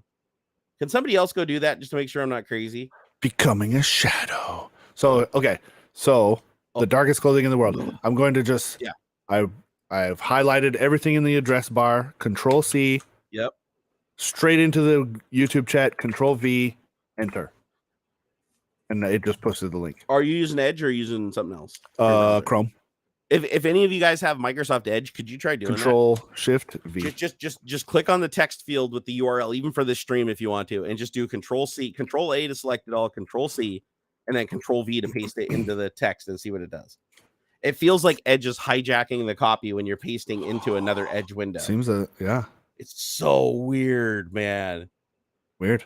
Chrome does it too with some if I paste into Outlook. What the fuck? Wait, was it a clickable link? Was anybody able to click on hover over what I pasted where it just says the darkest clothing in the world? No, hover over it's just text. It's just text. Weird, man. That is freaking me out because the clipboard should not be context sensitive. The clipboard should literally be just paste that text verbatim. And if I open a new tab and I paste it, it's the URL and I can hit enter and it goes right to it. It's only when I post it inside of the chat window. Oh, one more thing. The chat window is the OBS chat window. I don't know if that makes a difference. Oh, that might. But it's the OBS chat window. So maybe the OBS chat window. Jogo. Jogo, thank you for the $10, man. You're awesome, man. I want to raise the optimistic perspective. I want to raise the optimistic perspective that the latest AI breakthroughs will increase the demand on niche, personalized, and higher end services, like how someone could upsell a basic screwdriver. I've said similar. As AI and things, machine learning things start to take over more creative endeavors, you're going to find that there will be a niche market for human created things. There is a value in it just being commodifying human. Yeah, they're commodifying. Like people already are derisive about AI created art and stuff right now. They're already poo-pooing on it and stuff. Like eventually it'll reach a bit of an equilibrium of acceptance where like we won't care anymore if it's AI generated. We'll all just assume that it is without some sort of like verification that it is human created. Yeah. A good example of this is cars. And that's going to be tough. That part's going to be tough. Proving it might be tough, but that's what's going to happen is you're going to have people wanting either more physical things, physical art, like acrylic on canvas sort of thing. Yep. Or they're going to want to, well, they're just going to have to trust if it is anything digital, they're just going to have to trust that it was created. But that reaches a weird sort of definition sort of thing too. Cause like if somebody uses like Procreate for digital paintings, isn't that kind of like, there's already groups who shit on people who do digital art that way as well. So it's like, I don't know. Everybody's like NFTs, be like people that actually drew art in Photoshop. They're still like, neener because it's an NFT because the way you stored it. Now that makes sense. But there is things like cars. Cars are a great example of this, where it's like mass assembled cars that are done on assembly line that are sold cheaply usually don't appreciate in value like cars that are hand built. Right. Even though the cars that are hand built usually have less reliability, they're usually more defective. I mean, look at like Ferrari. Ferrari's a great example of this. Ferrari always had horrible fucking panel gaps, like for the longest time early. Sure. Because they hand assembled every car, but that's also why people paid money, because every car was different. Like you could not buy a fucking fender for your car and it would arrive and fit on your car. Like you had to take it to a shop and have it like trimmed and bent and hammered into place because the car wasn't geometrically perfect. Right. But people valued that because it made your car unique, right? Your car had unique. And I think Mercedes, if you pop the hood on even Mercedes, it has a name on the motor who built it if it's an AMG motor. Because you get to see who there's a name, a person who actually put that fucking thing together. So and that actually changes the value of the car in the future, because like there's some engine builders that are really well known for super high mileage, million-mile hyper mild cars or whatever, and people will go look for those cars with those engines in them. What are you looking at? Oh, I'm watching this Darkest Clothing in the World. And then crazy? Somebody said something that was kind of sad. They said, "Forgive me, I've said too much of no particular worth. Have fun, chat, everyone. Thanks, Jerry. Keep safe, happy, and warm." I would say I disagree, Palmet, but you may have already left. Wait, why do you say you said something? I don't know why. I don't know. Well, I'm actually happy he was here, and I'll miss him. Yeah, bye. I'll miss you, Palmet. I hope you come back. See you next time. We'll see you next time, buddy. Come on back, brother. Yeah. Hey, I forgot that I can actually just have it like read the text too from that last one. Super chat messages get read by the AI. Oh yeah. Wait, they don't. You don't. Oh yeah, we can't see the micro LED thing anymore. Oh yeah, I gotta put that. I broke one of the welds. I gotta solder it. But I got 3 panels now. I'm gonna be up to 3 panels. Oh, I saw that. Yeah, you got your TVs back. Nice. Yeah, I got a 3D. Oh, not just that, but I have 3 panels for the LEDs too. I'm gonna 3D print enclosures for them. I just gotta mock them up and sketch it. So I have to put them in some kind of enclosure, because every time I take them down and put them back up, they keep breaking solder joints and stuff, because solder joints just aren't really meant to be bent around and manipulated a whole bunch. Right. Yeah. So they keep breaking on me. Hey, Alex Riviere, how are we? We're good. Yeah. We're good. Cars will die out. Traffic is not sustainable in a way we do it today. Cars will cars will die out as not a main transportation source, but people will always have cars. There will always be cars, not in the US. Always drive. The car culture in the United States is ingrained into our very being. Yeah, I think Jay Leno actually had a good take on this. Jay Leno was like, let's move into the future with like electric cars, better transportation, better mass transportation, like all the things that make life easier and faster. But let's keep the gas for the cars that are here today. So we're still on. We're not creating as much pollution in the future, but we're having fun. We're able to enjoy those things. Yeah, still. Internal combustion engines will be a niche thing. You'll pay fat taxes or something on it. It's like don't eat red meat every day, but it's special when you can. When you can sit down and have a steak or something. Unless you're a vegetarian. Carbon credits or some bullshit to keep your. Because I do think eventually they're not going to sell them anymore. Like California and stuff have already started saying 2030 we're no more gas cars or can be sold in the state and stuff like that. So definitely. What about charging places, right? You'll go to fucking Texas and it'll be gas cars everywhere. There'll be no electric cars in Texas. But nobody can leave Texas because they'll run out of gas and they won't be able to get any further. Like fucking Mad Max in Texas. 100%. People killing each other for a pint of glass. For the go juice. Yeah. Everywhere else is electricity and nuclear power, and Texas is still on crude oil. Well, if you think about it, to create the electric charging stations for the cars, eventually they'll have to get rid of the gas stations, because there's no way they're going to maintain 2 separate infrastructures at that scale. No. So what happens is the gas stations will slowly go away as the electrical charging centers grow. Or they'll and then you'll eventually get a point where you just got to order barrels of fuel from fucking Amazon or whatever to run your gas powered car when you want to go for a cruise on Sunday. I think they'll get swapped out. You'll find the charging technology will get better. Yeah. And you'll park up in a gas station and for 10 or 15 minutes and you'll be back up to 50% or whatever, enough to get you where to the next stop. Yeah, and they gotta crack the hydrogen nut though, because I still think hydrogen is our best bet. Yeah, hydrogen, any place you can get water to, which is every civilized location. We always put an infrastructure to carry water. So as long as we have infrastructure to carry water and we can convert water into hydrogen, then hydrogen is the way to go. But it's really hard to store high pressure hydrogen on board a vehicle safely. What about people that live in apartment buildings or condominiums where there are no chargers for electric cars at the moment? You'll go to a gas station. You'll go to a charging station. Yeah, it's like that's what you do today. Nobody has a gas station at their house. Yeah, and like, and yeah, not everybody. Say that. Some people do have gas stations at their house. Yeah, right. I bet Adam's got a pump in his fucking house. No, but yeah, that's the solution. You'll spend 10 minutes, 10, 15, 20 minutes. I mean, even now, like superchargers is 20 minutes. I've used a few for our car at different places where it's literally 20 minutes. 800-volt system, right? It's the Hyundai, right? Yeah, the Ioniq 5. Yeah, I think that's got an 800-volt system. Those things can charge twice as fast as a Tesla if you got a fast enough charger. At certain places, I can get up to 80% in 20 minutes. They recommend don't do this all the time. Oh, right, it's a lot of heat. Yeah. It wears the battery out and things like that. But it's doable. And yeah, you're just on your way home, you'll take a little break and get filled up mostly.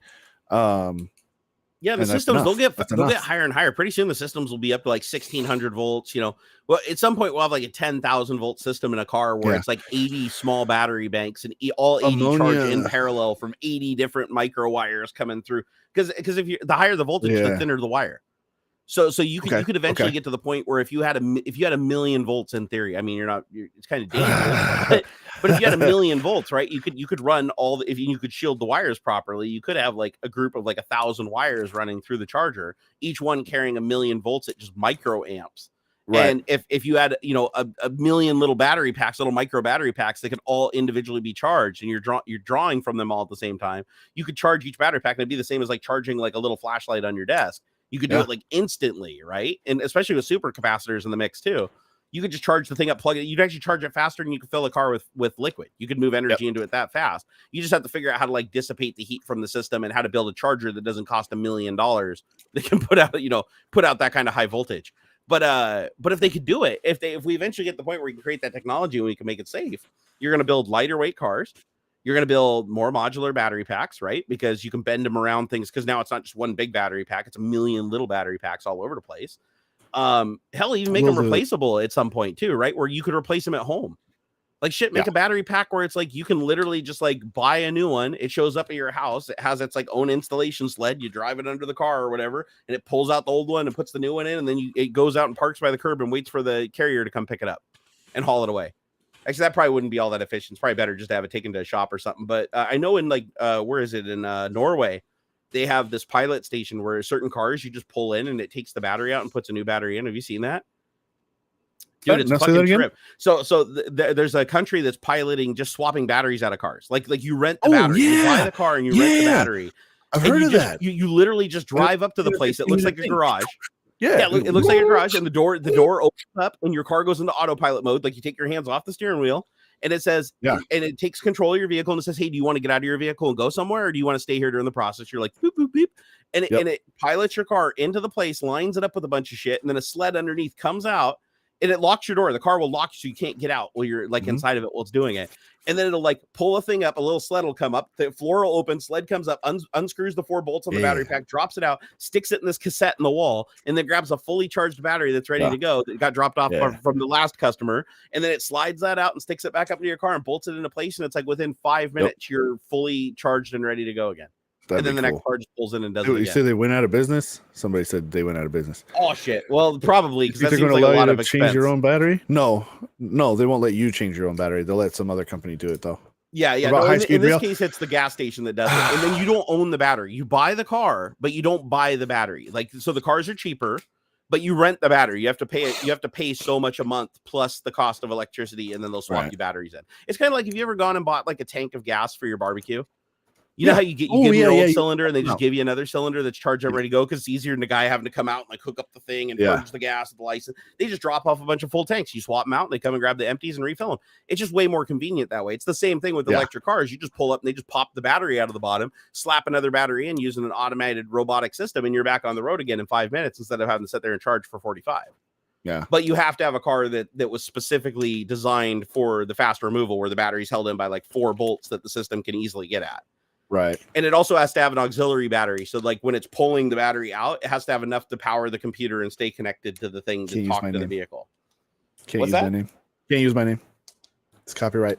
Oh, you can't have an auxiliary battery. It's my battery. Oh shit, man. Dude, you're gonna sue. You're gonna sue. Ammonia. So ammonia has been mentioned a few times. I don't think that's a good idea. Ammonia is outrageously dangerous.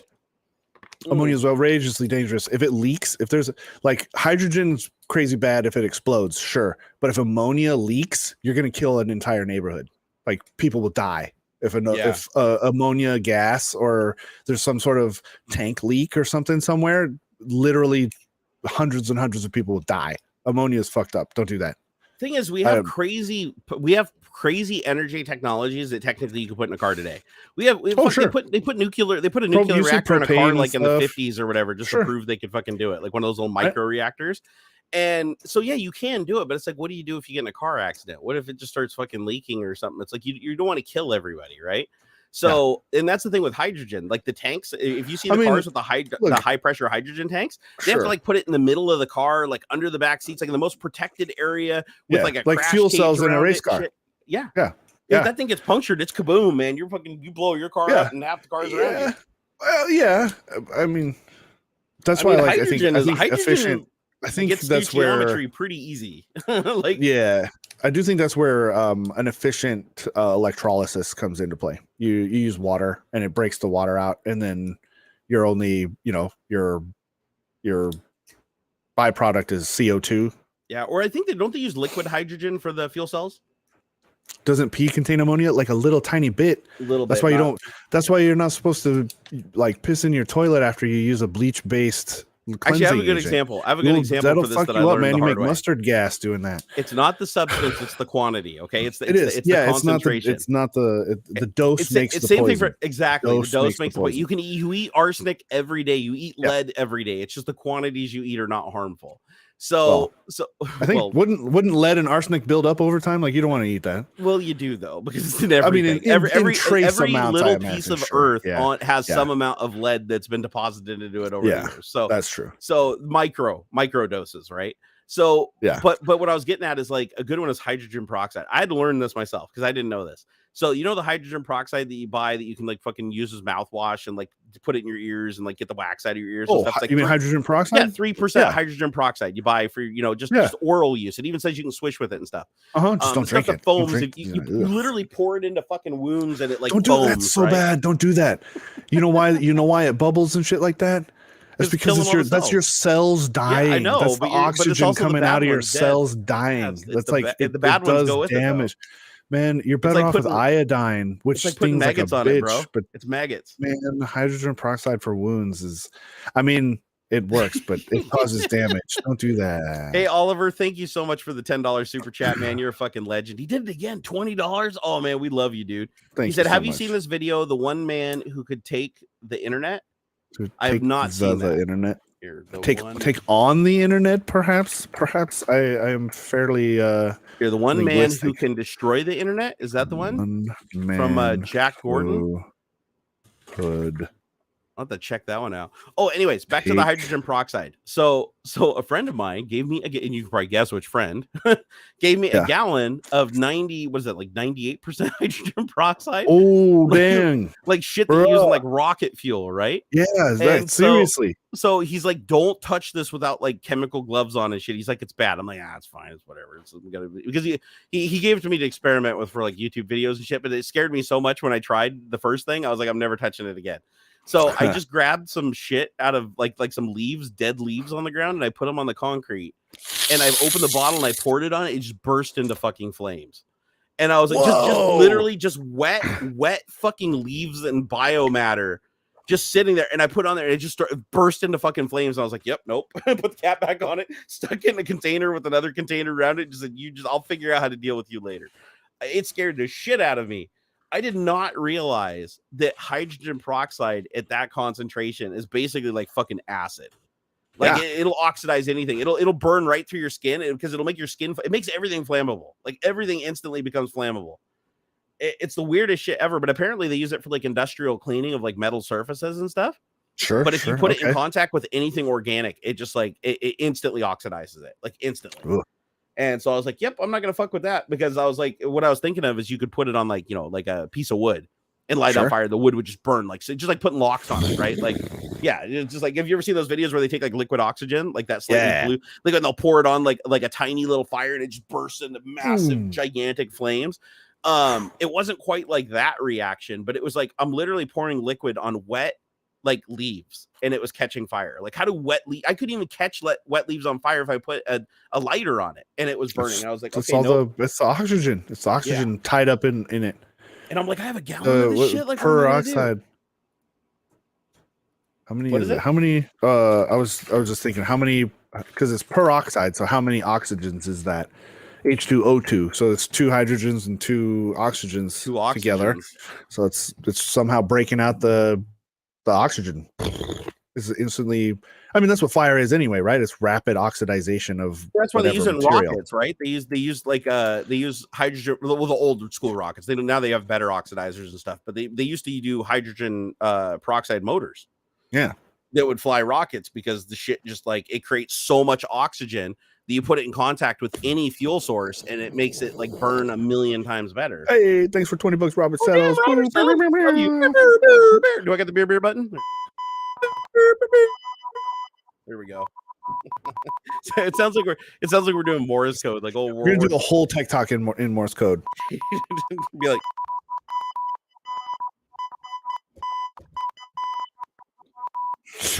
People will never watch that. It'd be funny if somebody just tuned in right there. They're like, "What the hell's going on, dude? I don't know what's going on." I'm not ever. Wait, you said, "Yeah, do not fucking put it into your ears, mate." I know so many people told me not to, but it actually saved. Okay, so check this out. One maybe time for ear infection or something for a little bit. One time it caused an ear infection. One time it saved me from an ear infection. So I'm kind of like 1 and 1. And so I used it just last week when I lost hearing in one of my ears and I had a lot of pressure on the side of my head. So I was like, oh shit, I'm getting an ear infection. So I put hydrogen peroxide. This time I was smart enough to mix it with water. I cut it down with water and I put it in my ear and it cleared all the wax out of my ear. And it helped to allow the doctor to see in there to see that I had fluid behind my ear. So he said it was a good move. He's like, yeah, but he's like, don't do it all the time. He's like, use it sparingly.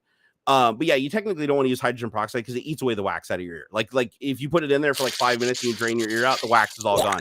If you put the 3% directly in there and keep it in there for like 10 minutes, it'll actually irritate the skin really bad and you can get an infection.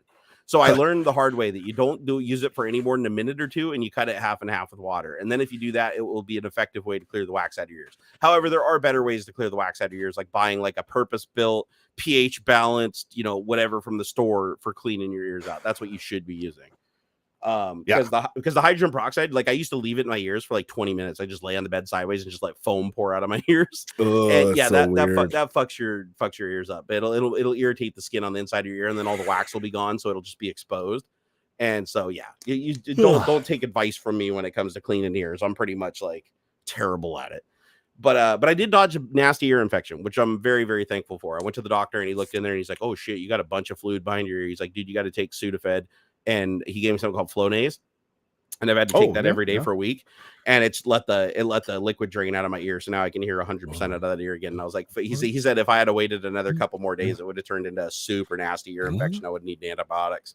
Sweet. So I'm like, woohoo! I won one finally. I don't win very often, but when I do, liquid oxygen and liquid methane and SpaceX rockets. Oh, I didn't know that they were. Oh no, yeah, they do use methane, right? And what fuel are they using in the Starship engine? Is that the methane engine? Or because I think the Falcon 9 uses an engine that runs different fuel than the SpaceX rockets. They created 2 engines, right? I think the first engine runs on something different than the second engine. I don't know. Yeah, now I'm curious because I'm not 100% on that because I thought that they were having problems. The whole reason that Starship is like having so many problems in the beginning was because they couldn't get the engine to work reliably with the new fuel.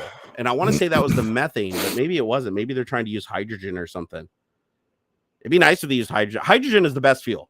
Hydrogen is the most abundant thing in the universe. You can can extract it from seawater. You don't even have to add a catalyst because the salt's already in there. It's like you can use solar to extract it. The only problem is it's not super efficient, right? It's like you have to generate the energy and you're not getting it through like renewable sources.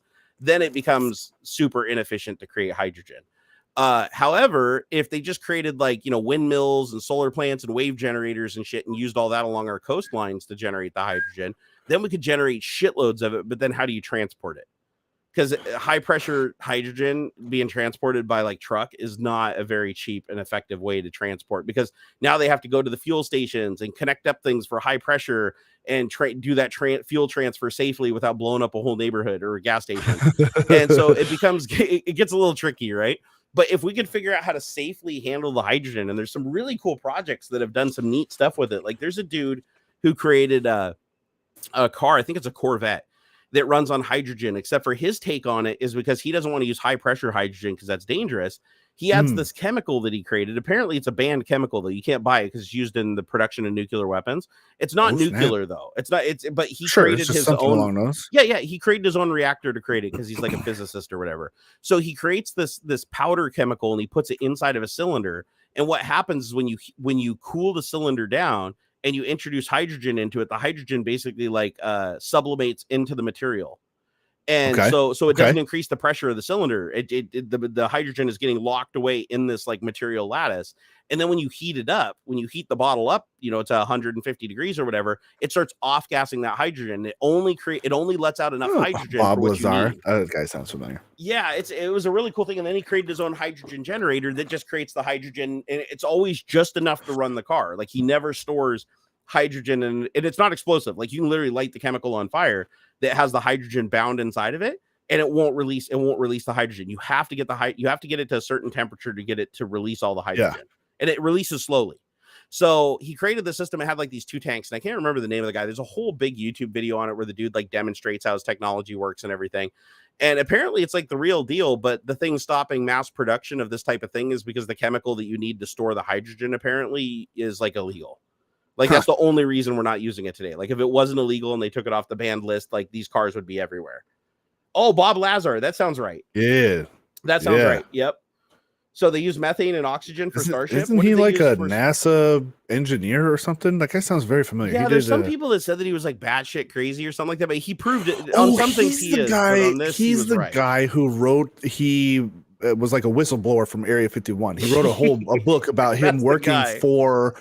He wrote a book claiming that he worked at Area 51 and talked about all the stuff that we'd reverse engineered and stuff. That's where I know that. Yeah, but his hydrogen system does actually work. Like he's demonstrated, he's had people look at it, he's let people examine it. Like it's not that thing actually works. And the technology that he has inside of it, the scientific community recognized that yes, that chemical does absorb hydrogen. Yes, you can't buy it, but you can legally create it if you're smart enough to create the machine to do it. And this guy obviously is. But if we could just get that removed from like the import, ban or whatever, we'd be able to create these cars that had like super safe hydrogen storage on board that would just store the hydrogen inside of the chemical. And then you just use a battery to heat the tank. And then once just like you'd use like a battery as a starter motor, you use the battery to heat the tank, and then the tank would start off gassing the hydrogen, and then you crank the engine, and then the engine would continue to create the heat to keep the reaction going. And so I was like, dude, this is like cool shit. And he created this a long time ago. And apparently he still drives the car. It's like a fairly old car, and he still drives it everywhere. It's like his daily driver. And he just plugs it in. All he has is a garden hose running into it. He created a generator that the garden hose goes in. It's basically just like an HHO generator or whatever. And he just generates the hydrogen. He said it's a really low pressure system. It never creates enough pressure to blow anything up or to create a collection of gas that he'd consider dangerous. So I was like, dude, this is freaking awesome. Like, here, let me see if I can find it. So his car, let's see here. Hydrogen car. I believe it's a Corvette. So who's killing the hydrogen car? Bob Lazar's converted his Corvette to run on hydrogen. Yeah, here it is. I found it. I'll send you guys a link. That is if it lets me copy it.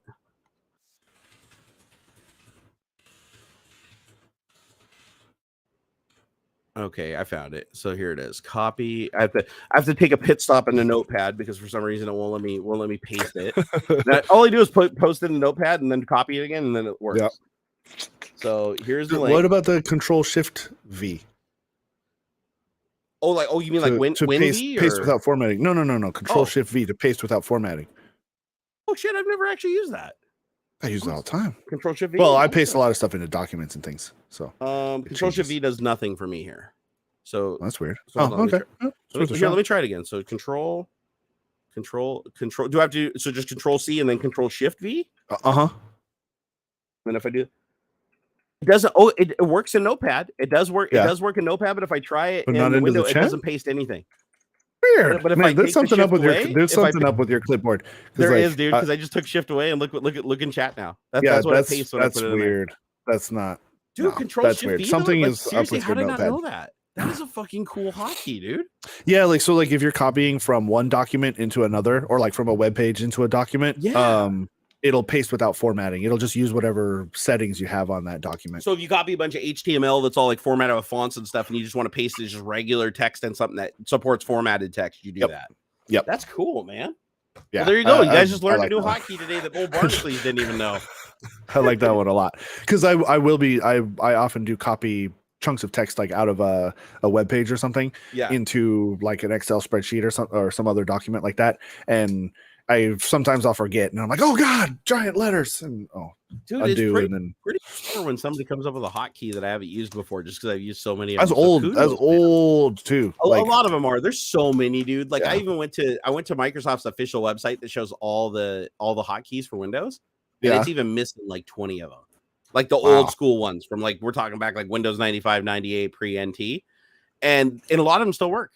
A lot of them still work. They're just not documented because nobody uses them. But the other cool thing is, dude, have you installed PowerToys yet on Windows? Dude, I'll never use Windows without PowerToys again. Maybe. It's I don't the coolest recall. Shit ever. Oh my god, dude. If you guys have not installed PowerToys, actually here, I'm going to give you guys a little treat. There's a couple new things I learned about this week that have blown my mind because if you guys haven't noticed, I've rebuilt everything. I wiped my whole computer, reinstalled Windows 11 latest version 22H2. I went and put my 3 screens back on my desk, got those all working again. So I'm almost back to like my old setup I had like 2 years ago. And so I've been going through and like meticulously setting up the software and the VMs for live streaming and all my scenes. I'm being very careful to set it up in a very thoughtful way, right? Instead of just everything thrown around like before. And so I tried PowerToys because PowerToys does something that's really, really fucking cool in Windows 10 and Windows 11. It has something called Fancy Zones. If you haven't used Fancy Zones, you can basically take either one screen or multiple screens, and you can set up zones. Like you basically outline zones on the screen. And then once you do that, anytime you move a window using the Windows arrow keys, or you hold down the right mouse and left mouse button at the same time while you're dragging a window, it'll highlight those zones, and you just drag your window into it, and it'll snap to that zone. So if you want to have like 6 different quadrants, like you want half of your screen to be like one window, and then you want 3 small windows on the side, you can do that, and you can snap like 3 little windows, and it'll snap it into those 3 sections so they're touching borders, and then it'll snap the other one into the large section. So it's kind of like in Windows 11, you have that snap where you can like do 3 wide or 2 by 2. But with Fancy Zones, you can mix and match. With Fancy Zones, you can say like, I want 2/4 and 3/3, or even like a bunch. Like you'd have 12 little ones. Like if you wanted like a bunch of notepads or command lines open, you could make 1/2 of like one of your screen or 1/3 of one of your screen, just command like 20 command console windows all snapped together. And I was like, that's really freaking cool. And it works with the window arrow keys. You just hold shift and it switches from regular zones to Fancy Zones. And so that's a cool one. But the really cool one that I've been using a lot lately is Alt Space. It's called PowerToys Run, and it replaces your search and it replaces your Command R, your run dialog. And all it does, it just opens a search looking box right in the center of your screen, kind of like on Mac, the search light on Mac. It does that on Windows. You just do it and you just start typing, but it's really, really cool. Like it's got all kinds of shit. Like you can just do math in it. You can just say like 10 plus 10, and it'll just say 20, and you click here to copy into clipboard. Or if you want, you can open up and just do like dollar or do question mark and then type in a file name. Like right now, I'll just type the word fuck, and it pops up three files I found. Tim gives 0 fucks, give a fuckometer, CeeLo Green, fuck you song MP3. Those just show up because it found those on my hard drive. But if you just do a regular, or if you want to search for like just an application, or sorry, you want to search for a setting, you just do an exclamation point and you start typing, and it'll find the control panel that you're looking for that matches it. And so there's all these little monikers that you can use and little like language that you can use in it to find specifically what you want or how you want to run things. Like going through the registry, you can just literally just type the name of the registry key, and then you just use the arrow keys to pick the next one. And then when you get to it, you hit enter, opens up Regedit, and goes right to it. Wow. It's super powerful, dude. And it's like, yeah, man. Fancy Zones. That's cool. The other one I'm going to tell you guys about today, because I'm feeling extra generous, and I just learned this one. I just tweeted about it this morning. So if you guys are on my Twitter, you guys get to see all this shit. So follow me on Twitter, damn it. Yeah. Even though Elon is basically like choked me to death and he's taking away my but I'm still there. so that just goes to show how much I like Twitter. It doesn't matter who's at the helm. I'm still going to hang out there for a while. Winget. So recently in Windows 11, this just got added. WinGet. It's a project. That sounds familiar. Yeah. It's basically a package manager, just like Linux has, just like Mac OS has. It's a package manager like NuGet in Visual Studio or pip for Python. It's basically just a package manager. So you can open up a command prompt or a PowerShell prompt and just type WinGet, WINGET. If you're on Windows 10, you have to install it from the Microsoft Store, but or from GitHub. And once you do, you just type WinGet and you can install like any package that's in the repository. And there's like 1,000 things in there.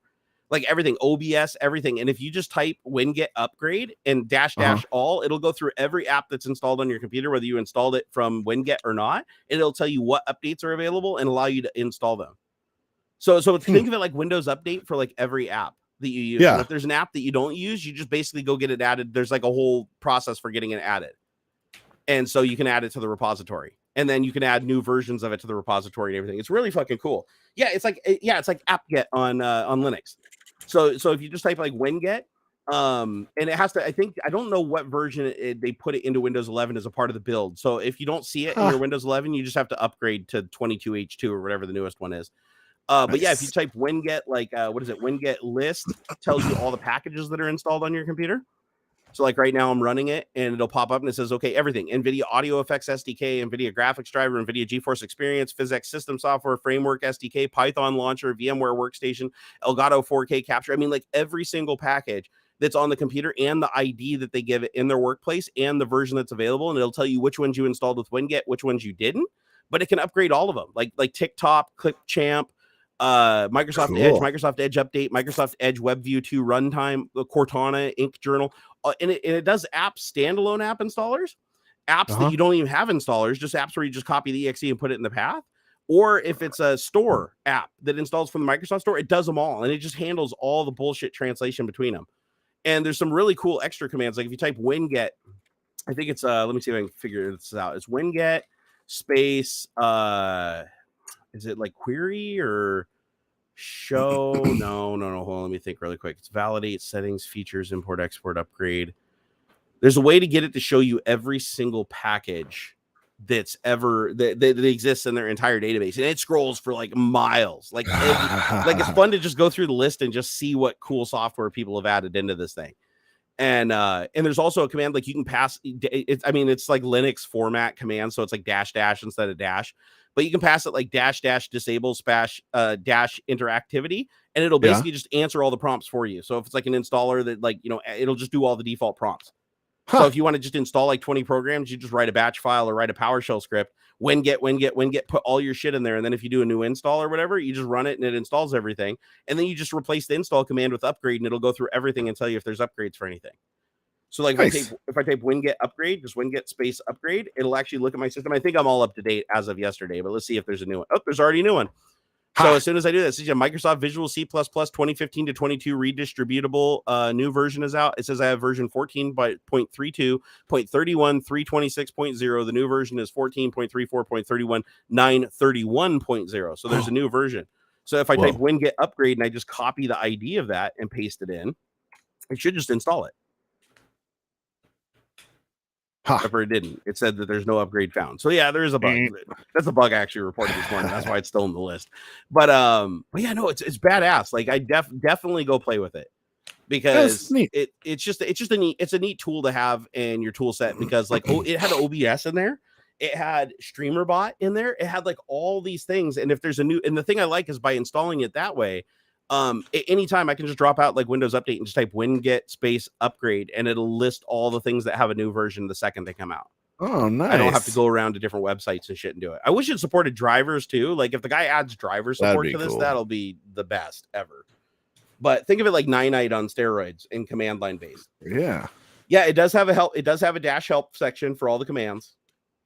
WinGet, the MS Store source requires that you view the following agreement before using. Do you agree to all the source agreements term? Yes or no? Yeah, if you're installing a Windows Store application, you do have to agree to the terms because basically it's going through the same step that the store would. Like if you go in the store and you click on it, you have to agree to the terms when you download it.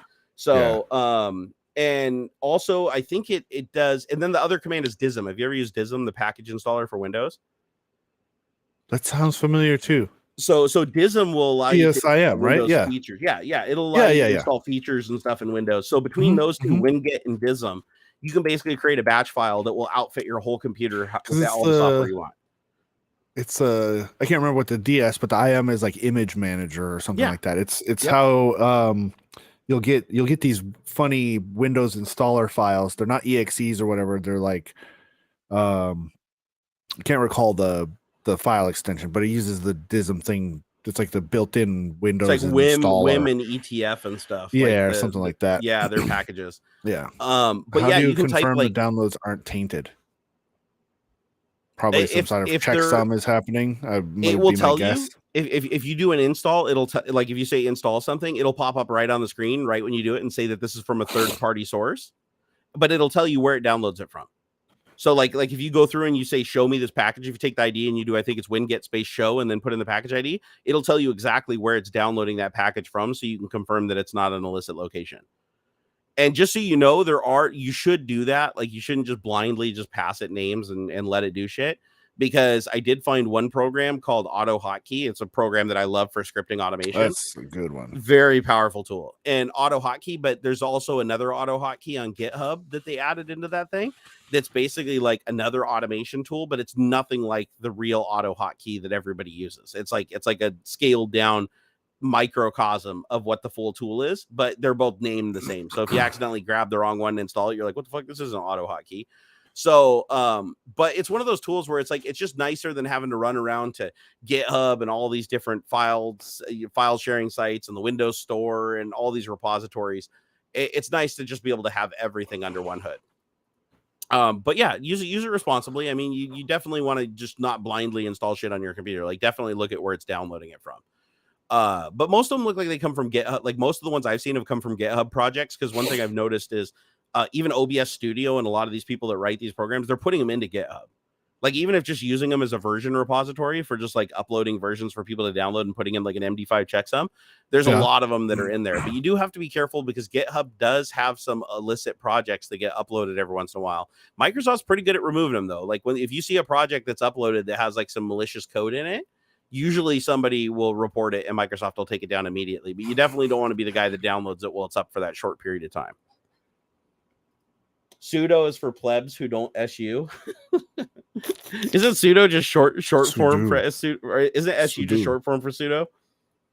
Oh, what is it? Guys, the real command is apt upgrade Y. Oh, you're talking about the Linux commands. It's a neat tool though. I like it. Between that and DISM and shit, there's quite a few new tools in Windows because they're going super command line with the Linux stuff. Like the WSL2 and PowerShell, like everything, you can do everything in Windows with PowerShell now. It used to be kind of, it used to be like a second class citizen, but I've been using PowerShell a lot lately, and I've been using, surprisingly, ChatGPT to teach me how to use it. And there's some crazy good shit in PowerShell. Like, I've been doing a lot of Python programming, and I just like Python. Python, I don't know, it's a good fit for me for like just rapid development. Everybody in the world has created packages to do just about everything.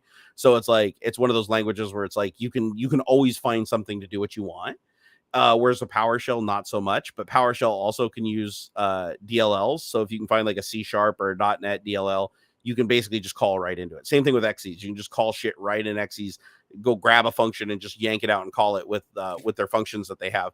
But the thing I like about PowerShell is, I mean, you can do everything with Windows. Shit with the registry, formatting output from websites, sending commands to websites, getting stuff back. It's like you can do that all from the command line with like single commands.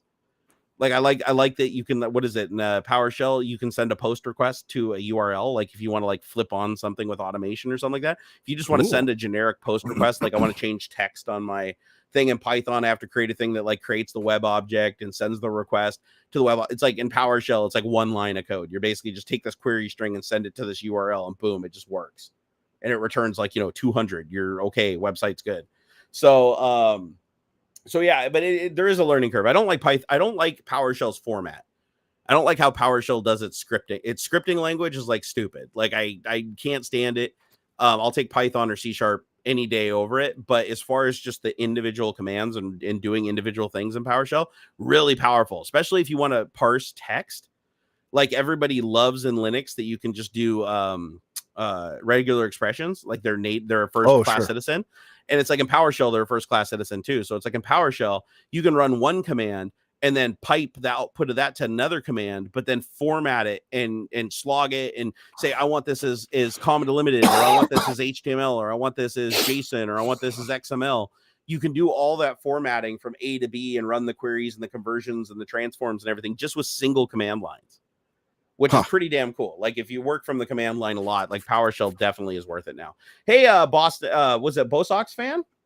Bosox fan, thank you for the $5. Oh, like the Boston Sox?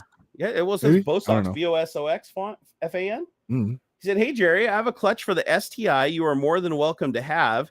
She needs to be back. Once you read this, I'll comment if we can get going. Hey, dude, are you local, or are you just offering to send me a clutch?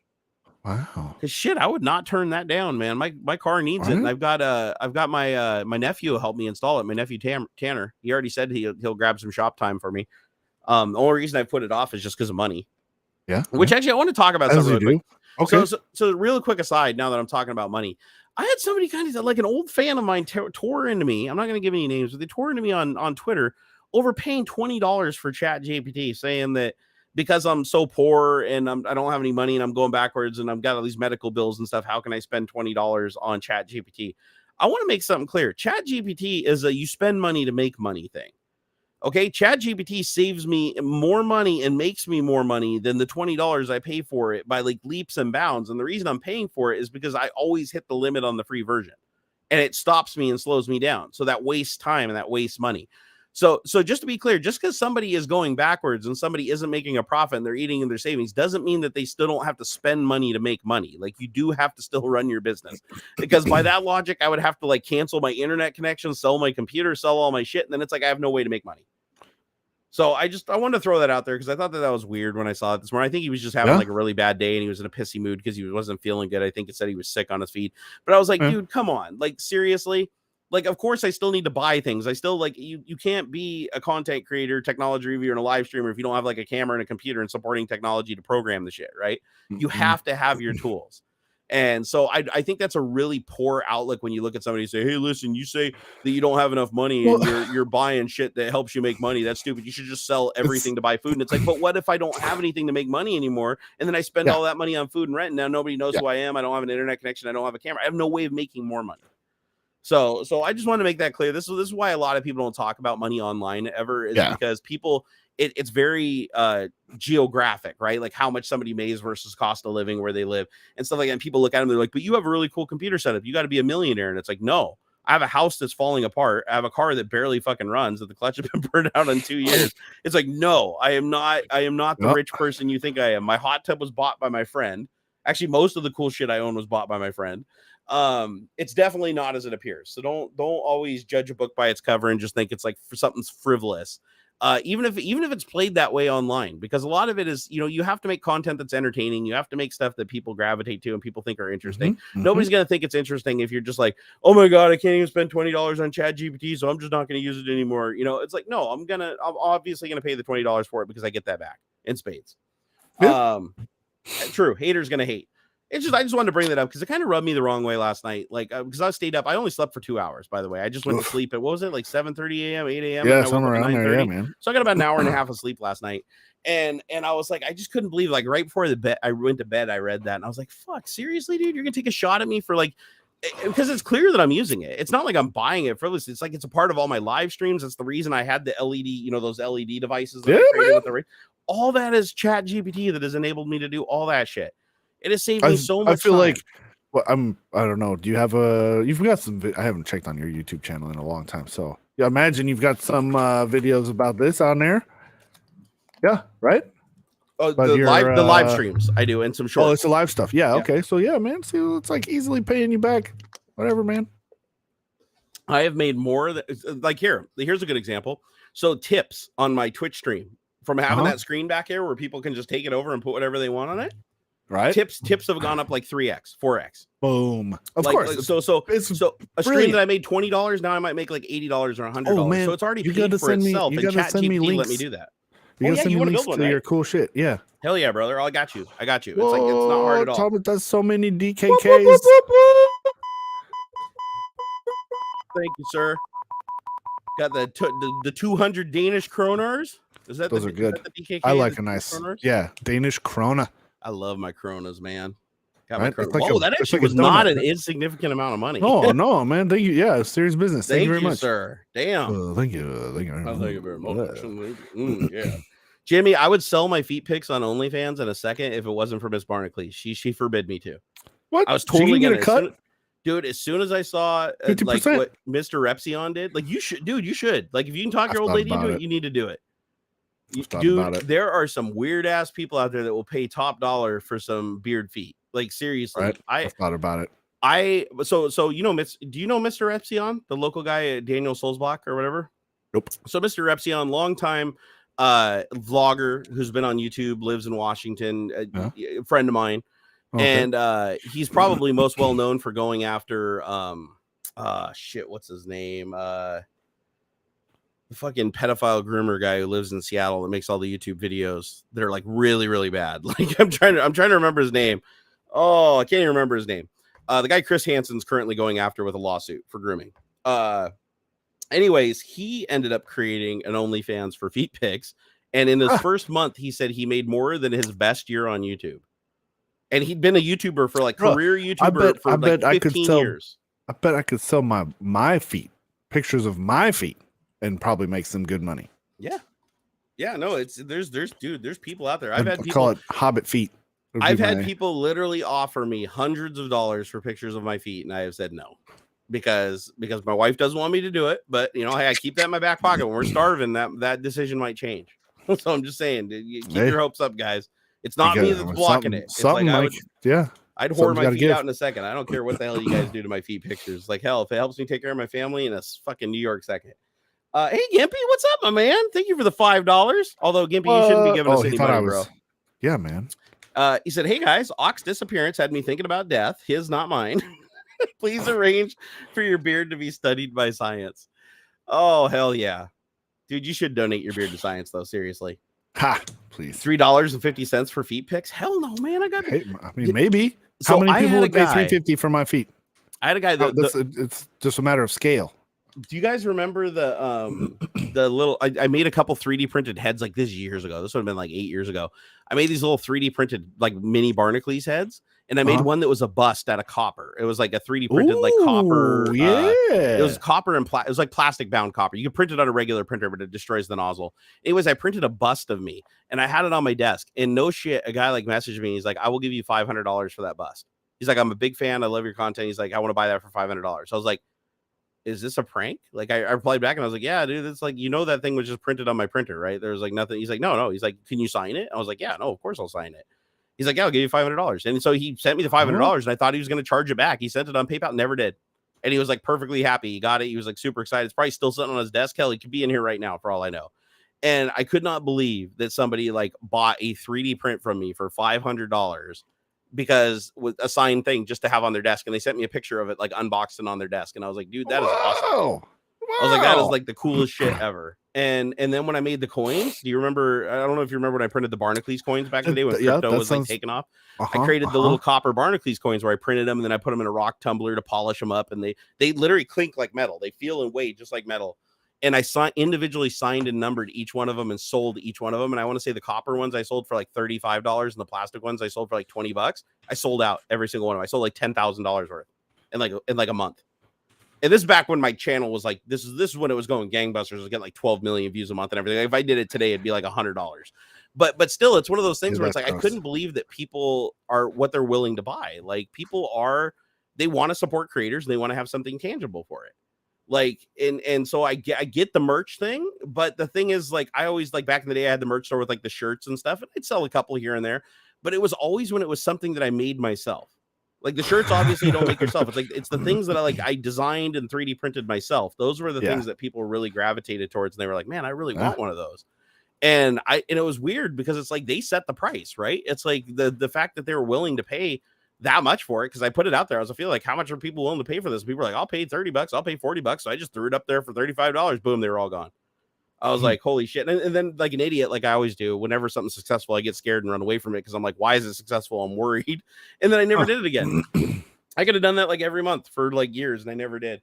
But yeah, it's just weird. Like if you really think about it, it's like the things that people will pay for, like whether it be feet pics or like little 3D prints or just like, you know, somebody like doing art, right? I've seen YouTube artists that sell their art, right, on an Etsy store, and they sell it all. Like they do a video of them painting or drawing a picture of painting it, boom, sell it for like $100. Somebody buys it, they put it in the thing, ship it to them, and they're like super happy to hang it on their wall. Yeah. And they love it. I have a dude with a tattoo on him. Oh, that's right. That's right. Yeah. Your logo. Yeah. Yeah. Yeah, he's still out there running around my logo on him, and it's just fucking mind blowing to me that somebody wanted to have a tattoo of my Barnacules Nerdgasm logo on him. Fucking awesome though. Like every time I see it, I'm like, dude, that is so awesome. Yeah. I've even messaged him since then. I'm like, dude, you don't like. I hope you don't like regret getting that. Or no, he's like, I fucking prize this thing. I was like, dude. I was like, dude, that's awesome. But yeah, I'm planning this year to get back into making YouTube videos and making regular content, programming, and all that stuff. That's what I've been working towards for like the last month or so. Actually 2-3 months now. I've been working on trying to put this nerd cave back together so I can do that and get my video equipment back up and get my lighting and everything good so that I can actually sit back and make content again. I want to start live streaming coding streams. ChatGPT is a huge part of that, because instead of just showing people how to code stuff, I want to show them how to get the information to code the stuff. Like I want to teach people, teach them how to, what are you looking at? No, you. Oh, okay. I was like, what? I'm in it. Okay, all right. Yeah. So, anyways, okay, maybe I'm being a little too boisterous here, but yeah. Anyways, I do plan to get back to doing a lot of the stuff that I used to do, and I'm excited. Good. So you should. And I haven't been for a long time. I've been feeling. I'm stoked for it. Yeah, man. It has been. I know you've mentioned some changes in meds or whatever, but I do think it's because you found something to be super stoked about, to do something to do that you're like excited about. No, I agree. It overcomes the pain. It got you tidying up your fucking nerd cave. It got you putting the fucking 3 monitors back up. You got your main rig running again and stuff like that. Like you're just super pumped to have. You got something like a hobby. You got something to do that you're excited to do. Like that's super cool. Yeah. No, it's been the biggest setback has been this hack. Like I had already hoped to have videos already up on YouTube, but recovering from this hack has been a nightmare. I mean, I start feeling like there's a little bit of light, then the rainbow, but then I find new shit like every other day. So, but it is getting slower and things are getting back to normal and the counts have been changed and I've gotten back the most important shit, but now I'm fighting to get back like the little stuff, right? Like I still don't have control of like half of my gaming accounts. I still don't have control of my main crypto account. So that's been a little bit of a nightmare, but that just takes the wind out of your sails though, because you get like PTSD from that shit and you're like, am I ever safe? Right. Like you don't know. So that's worn on me heavily, but it hasn't outpaced all the good that has been happening.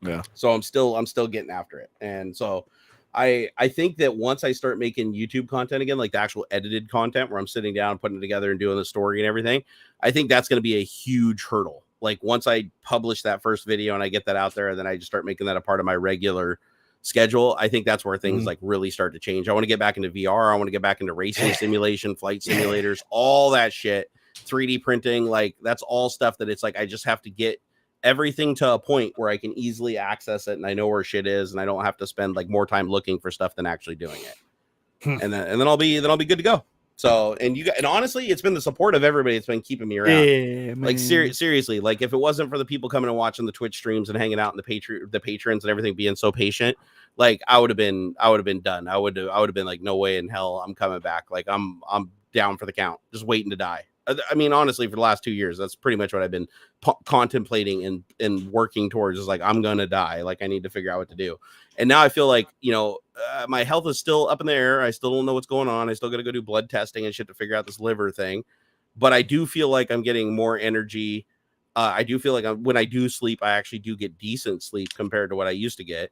And I feel like overall I recover mentally a lot faster than I did even over like little shit. And plus getting out of the house, that's been a big one too. Is I've like, I had to go to 2 doctor's appointments this last week. And it's like, this is the most I've been out of the house in like 6 months. And I was like, it actually kind of felt good. Like I was like, it didn't feel overwhelming like it had been in the past. So heading for good times, guys. Hey, Jimmy B, thank you for the $10. He said, remember TechNet subscriptions? Yeah.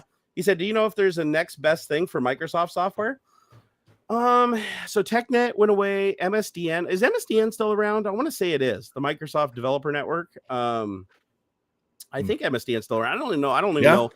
I think I can get it through the alumni. That's how you program. get the MSDN is how you get like the Windows previews and stuff, right? Yeah, the previews and all you get all the product keys for like all the different products like and everything. And the beta stuff, the Windows launches that haven't happened yet and things like that. You can do the Windows Insider program. That's a little different. The Windows Insider program, anybody can sign up for. MSDN is a pay service. You have to actually pay for it, but it's basically like Microsoft's like entire repository of knowledge. But the funny thing is like I'd be willing to bet that ChatGPT has already crawled that entire son of a bitch. So you can probably just get ChatGPT for $20 a month and just ask it any question to MSDN. It'll probably answer better than MSDN, or sorry, it'll answer better than MSDN ever did. Yeah, I think MSDN is still around. That'd be weird if it wasn't. MSDN just shut down. I think they replaced it. What did they replace it with? PhysX? Because I did hear something along the effects that MSDN was being phased out, and I was like, well, what are they going to replace? Probably it with? All into GitHub now.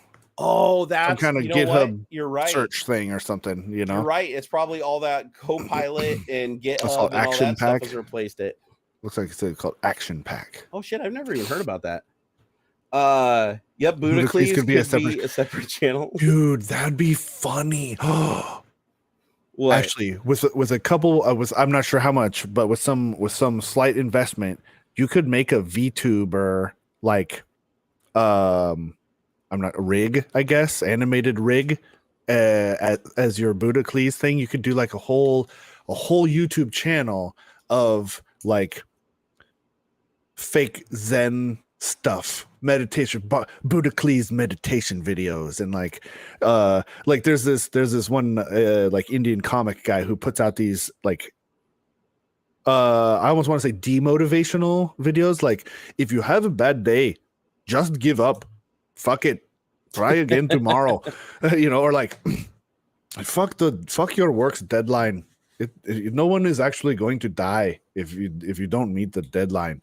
If you get it done, good. If not, fuck it. Well, the thing is you're talking about this, but that's why I bought the subscription to ChatGPT, is because I have been writing some scripts to auto generate content. So. Dude, I think it'd be a gold mine. No, it is. Yeah, there are VTubers. There are VTubers ran by AI. We talked about that earlier. Like the Seinfeld thing. And yeah, dude, I'm sure there's others. I'm sure there's some that you wouldn't even know. It depends. If you're talking about the people where they have like an animated character or something like that that's created by AI, that's like a true VTuber. But there's tons of channels that are automated. There's tons of YouTube channels that don't have any human interaction. Nobody touches them. You probably watch them every single day and don't even realize. Like if you watch a video where it's like a dialogue and you just see images and videos like changing and panning and stuff, most likely that was created by an AI. I've seen TikToks where the guy was explaining like, yo, I'm the guy behind like at least half of these channels that read Reddit posts and stuff, with like that'll have like Subway Surfer video in the background and then the text from the Reddit posts and talks it out, right?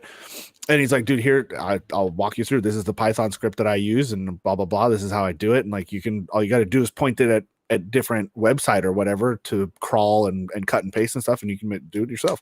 Yeah. There's a service. If you don't want to like do any of the AI stuff yourself, there's a service where it's like $20. I think it's $20 a month. And it's two services, $20 a month. And then there's this thing that's like an intermediate broker with Fiverr that gets voice actors. And so what you do is you basically just pay like this $20 a month, and then you pay the Fiverr fee for these people. I think per video, I think it's like 10 or 15 bucks. So you're in it like I think $40 a video, 35, 40 bucks a video. But basically you just it just goes and downloads whatever the latest trending topics are on the internet.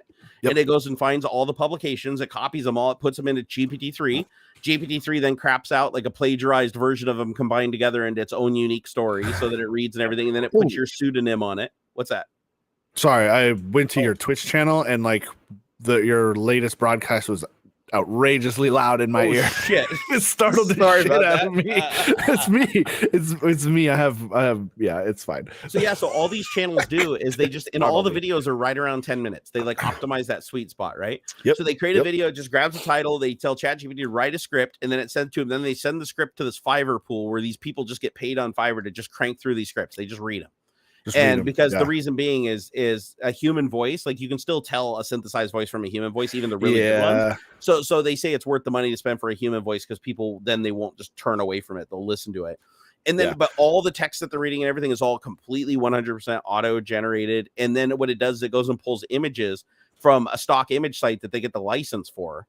So you're basically part of the $20 that you're paying or whatever is for this license for stock imagery, and it'll go pull the stock imagery and it'll just put in the stock imagery to the words and phrases that it's saying. So it's like, hey, today in Baghdad, and they'll show a picture of Baghdad or whatever, 3 missiles went over, and just barely missed. They'll show a missile like flying through the sky animation. And then the doctors were on site picking up after the chaos, and they'll show like a chaotic environment, like after 9/11 when people running around. But you're watching it, and it's like it's unfolding to the story. And it's like, you're like, wow, this is a real person, obviously, in a real channel. And you go look and it's like 5 videos a day they're publishing. And you're like, there's no way somebody's doing this. And it's all this freaking system that everybody's going and paying these services to do. And they maintain the YouTube channel and everything. Like, you don't have to do it. It's turnkey. They upload the content. They put all the tags on it. They do everything. Thought about it. I've thought about not so far as, I mean, I've thought about the automated side of it. Yeah. But I've thought about having one of those YouTube channels where it's like, just rain sounds or whatever, Well, it's like I found a channel the other day that I thought was hilarious. It didn't take off, but I love the idea. And it was Karen's in the Wild is the channel that I watch. And he makes great content. Like, it's basically just all the Karen videos put together with his monologue, kind of like Daily Dose of Internet, but with Karen. Yeah. And but he tried something for a while and it didn't work out for him, but I liked the idea. And it was, he just had a series of videos that were like how to change a light bulb, how to drink coffee, how to write a note, how to flush the toilet, how to put on a new toilet paper roll. Yeah. And it was just and he released like tons of videos every day that were just, and all it was like a frame from the video as the thumbnail. I think that's where he went wrong. He needed to do better thumbnail, better title, better tag. Sure. But all the video was, you clicked on it and it was only like a minute, maybe a minute and a half. It wasn't even a short. These are like real videos, like full frame, not the. And it would just be him, just no face. He'd even, like, if his reflection was somewhere, he'd blind it out because he doesn't want people to know who he was. And he'd just like take a light bulb out and screw another light bulb in. That'd be the whole video. And then he'd be like, go in to flush the toilet. He lift the lid, look at the water or whatever, put the lid back down, flush the toilet, show that it went down. And he's like, that's it. Here's how do you vacuum? He pulls out the vacuum, he plugs it in, he just goes back and forth across the carpet a couple times. He's like, there's how you vacuum. And I was like, and I kept watching the videos because I was like, what is he gonna do next? Like, I'm like, this is weird. Like, this content is just so fast. I can't compute. Like, what is the value of what I'm watching? And one that's really successful is all Bird. That matters is if they watch. Dude. So Bird, he's the hardest channel to find. It's like BYRD. His videos are never recommended because they're considered of a violent nature. But they're just these little animations that I swear to God he doesn't spend more than 15 minutes doing. Like, they're just little flash animations where he's literally like moving the characters and shit, like up and down and stuff with his mouse, right? It's like there's no talent to it whatsoever. Anybody could do it. And his scripts are just like, hey kid, what's going on? Oh, here I got a lollipop. All right, well, give me that lollipop. I don't want to give you that lollipop. You give me that fucking lollipop. He takes the lollipop and it's like, and that's the end of the video. Just like some jarring effect at the end. Wow. Or he'll like capitalize on a meme, like a popular meme going around where it's like, he did one on Team Fortress where it's like, oh, here's the title of the video is just like what Team Fortress is, and it's like a kid just runs out and a guy runs out with a gun and he points the gun at the other kid and the kid just goes and like builds a building all the way up out of the frame of the top of the ceiling. And then the guy at the bottom's like, and he's dead. And then it like scrolls over and there's a sniper up on top and the sniper's like, pew! Nice. And the whole structure like explodes and the guy falls and dies. And that's like the whole video. Like, they're never longer than maybe 30, 45 seconds. And some of these videos have like 11 million views. And I'm just like, dude, that is how you do it, man. That is how you do it. And there's so many little videos like that, and they don't get recommended. They're never in my feed. Like, I have to actually go seek them out because YouTube tries to bury them, and people still just gravitate to them. It's like, oh God, who's that guy? Meat Canyon. Yeah, Meat Canyon. If you haven't seen Meat Canyon's videos, like, he has to, unfortunately, they disabled like his monetization on a lot of his videos because of the content, but he makes these incredible, amazing animations of just the most fucked up shit. I honestly can't even believe it's allowed on YouTube. Honestly, it's that bad, but it's so good. It's like, it's so well done and so outside of the box, but he doesn't even need like AdSense or anything like that. Like, cause it just stands on its own. Yeah, no, Meat Canyon is, dude, his shit is so awesome. I love how he pokes fun at every other creator too. Like he has videos on Mr. Beast and Logan Paul. He has like Mr. Beast come in the room where a guy needs a heart transplant. Mr. Beast is like, oh, I got a heart transplant here. Would you rather have a free Tesla? And the guy's like, yeah, free Tesla. Woo. And he like takes the heart, like throws it out the window or something like that. Like he really he has one where like David Dobrik gives a car to all of his friends, and then he like fucking eats them when they refuse to like take the car from him. It's so good. It's so good, man. But he's kind of become like a cult. He's got like a cult following. No, it's internet historian. Internet historian makes like 2 videos a year. That's like fun. One every 6 months, and his videos are amazing. Yeah. I don't know how I would do it, but I would love to get into talking more about like video game history, I guess. And because like we were talking way earlier about how video games have gotten to such a point of where like there's such a mix of influences in all sorts of different games now. It'd be really fun to sort of like take certain games and then like trace the influences back, kind of thing, to in that like the history of a game all the way back to its first influence. Yeah, kind of, yeah, to like sort of just talk about like not just from a genre standpoint, but like because even within a particular genre, there's different ways that big games have. A good example is like Dwarf Fortress. They come out and they know that they've claimed inspiration from something called Infiniminer, and something else. And so like to trace that back and see how these older games have and the execution of the influence and things like that would be kind of fun. You know, it would help you research that really well. ChatGPT. ChatGPT. I just did it. I typed in, check this out. I typed in what inspired Dwarf Fortress as you were telling me. Yeah. It says Dwarf Fortress was inspired by a variety of sources, including classic text-based games like Rogue, as well as tabletop games like Dungeons and Dragons. The game's creator, Tarn Adams, has cited his love of procedurally generated content and simulation games as a major influence on the design of Dwarf Fortress. He has also said that the game's focus on creating and managing a community of dwarves was inspired by his fascination with history, especially with the idea of creating microcosms of societies within a game. Additionally, the game's ASCII graphics and intricate mechanics were influenced by Adam's background as a computer programmer. Overall, Dwarf Fortress draws from a wide range of influences to create its unique blend of strategy, simulation, and procedurally generated content.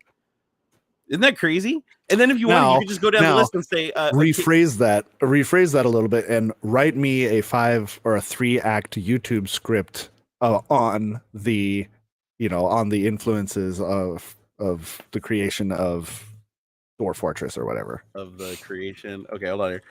Of Dwarf Fortress, and make it really exciting and engaging and a little edgy. And then I'll use the Masterpiece Theater intro. Oh, that would be good. I'll sit there in my leather chair with a scotch and you could. Today's episode of Master Video Game Theater, we'll be discussing the influences of Dwarf Fortress. Dude, I love this. So check this out. So no, that's great. You didn't even have it do the jingle. Like, dude, this will. I like the intro to Vivaldi's Spring. I think is the best intro for that sort of because Masterpiece Theater used something else, but is it like considered like really open source or like public domain?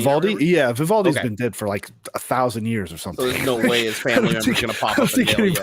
I'm pretty sure I could find somebody to open source make or to just do me a rendition of the first like 10 seconds of Vivaldi's Spring. Dude, not only did it do it because it's a great intro. So no, dude, it's awesome. So check this out. I wrote exactly what you said, right?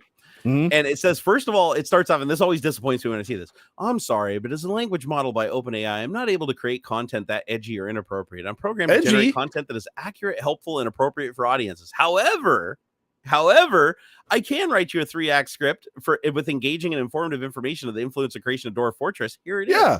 Oh, so here it is. It says Act 1. So that's the only thing you refused. Oh, it was catchy. It was like I said, like, hey, edgy, right? I'm not going to do that. There's ways to get around it though, as you will. Yeah. So it's just, it even puts it in acts. It writes it as a script. Act 1, introduction, and then it gives me a sense of the environment. Right. Scene opens with a shot of a computer screen displaying the opening screen of Dwarf Fortress.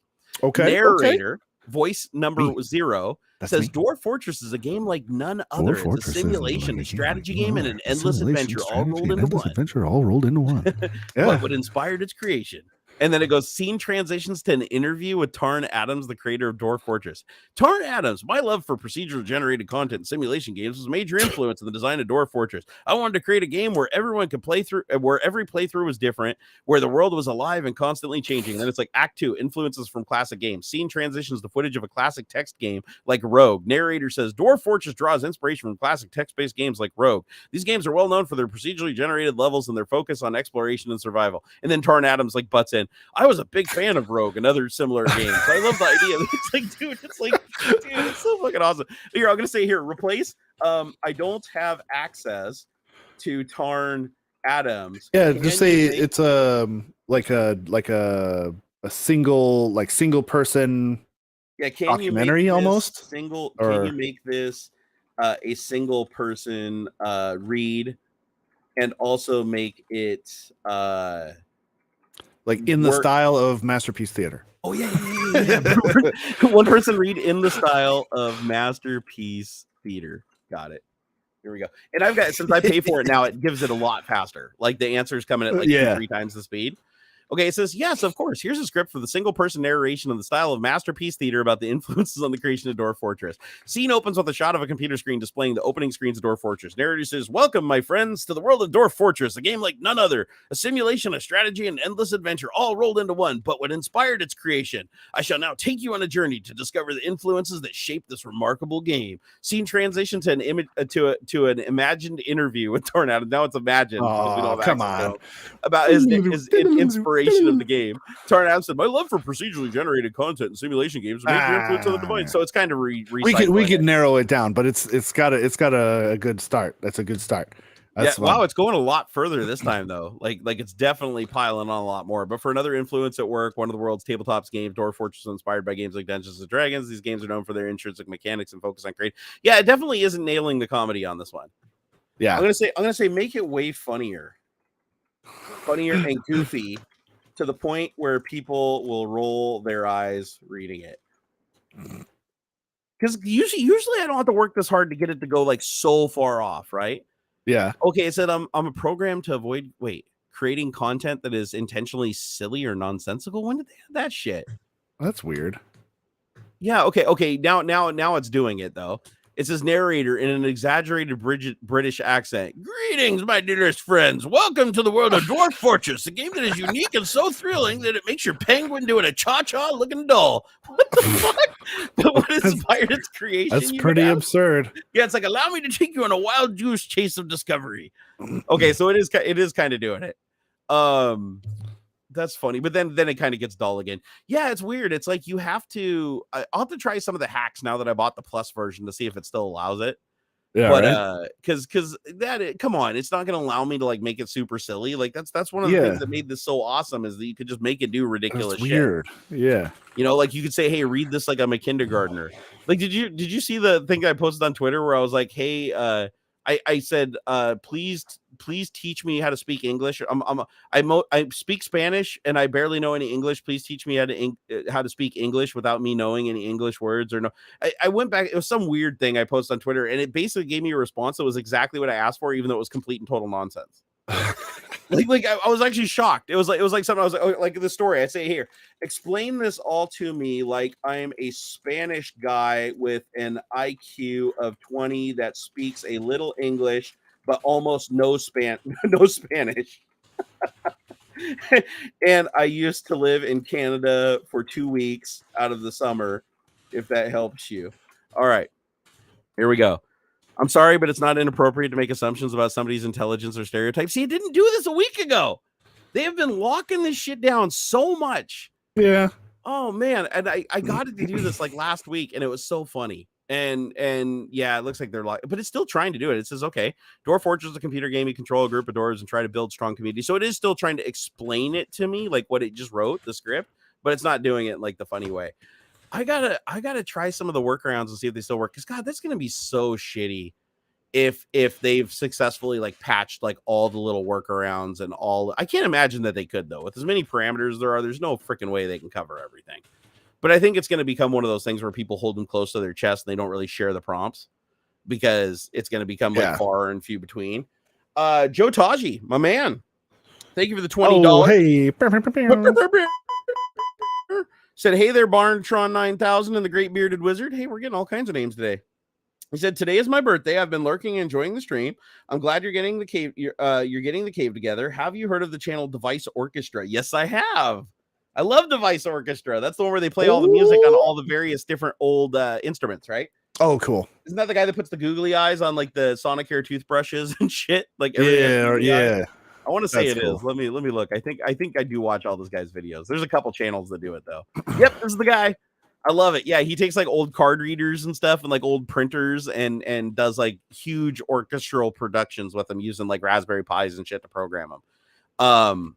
I did want to do this with my 3D printers. If you guys remember, I did Ultimaker music. Did you guys ever see those videos? Oh, yeah. So I literally made MIDIs that generated the tones using the stepper motors, right? And I always wanted to take all of my 3D printers and put them on a table and do the same thing as the floppy orchestra guy back in the day, where all the 3D printers were working together as the different MIDI channels to play like a complex MIDI compilation. And I never got around to it, but it is something that I still want to do in the future because it's just a lot of fun and mic everything up so it sounds good, like do some scenes and jump around a little and do some panning stuff. It's just people love it, right? People love creative shit like that. As far as your birthday though, Joe Taji, I think we should sing him happy birthday for that. Oh, sure. So let's do it. You ready? Yeah. Happy birthday to you. Happy birthday to you. Happy birthday, dear Jotashi. Happy birthday to you and many more. There you go. Happy birthday, man. How much would it cost me for a headshot of you with this hat and earphones with a sticky note on your beard saying this is not a beard? I don't know. Oh my god. I don't have any sticky notes around. Hit him up on Twitter so he gets all the money offline. Hit him up on Twitter. Yeah, I don't have a sticky note around. He'll whore himself out. He'll do it. That's awesome, man. $50. Yeah, I'm just kidding. Don't actually do that. I'm just kidding. I mean, there's quite a bit I would do for $50. I like how everything's $50 though. It's like it is. I feel like that's a good. It's a good number because it's like it's a good chunk, but it's also like not super unreasonable for a lot of things. No, it is. It's weird. It is that like middle area. Like it definitely is. It's a good number. I feel like that. Jimmy B, thank you for that $10 there. He said, to this day, Super Mario, Tempest, and Pac-Man remain my favorite old school. Dude, there is something to be said for old games.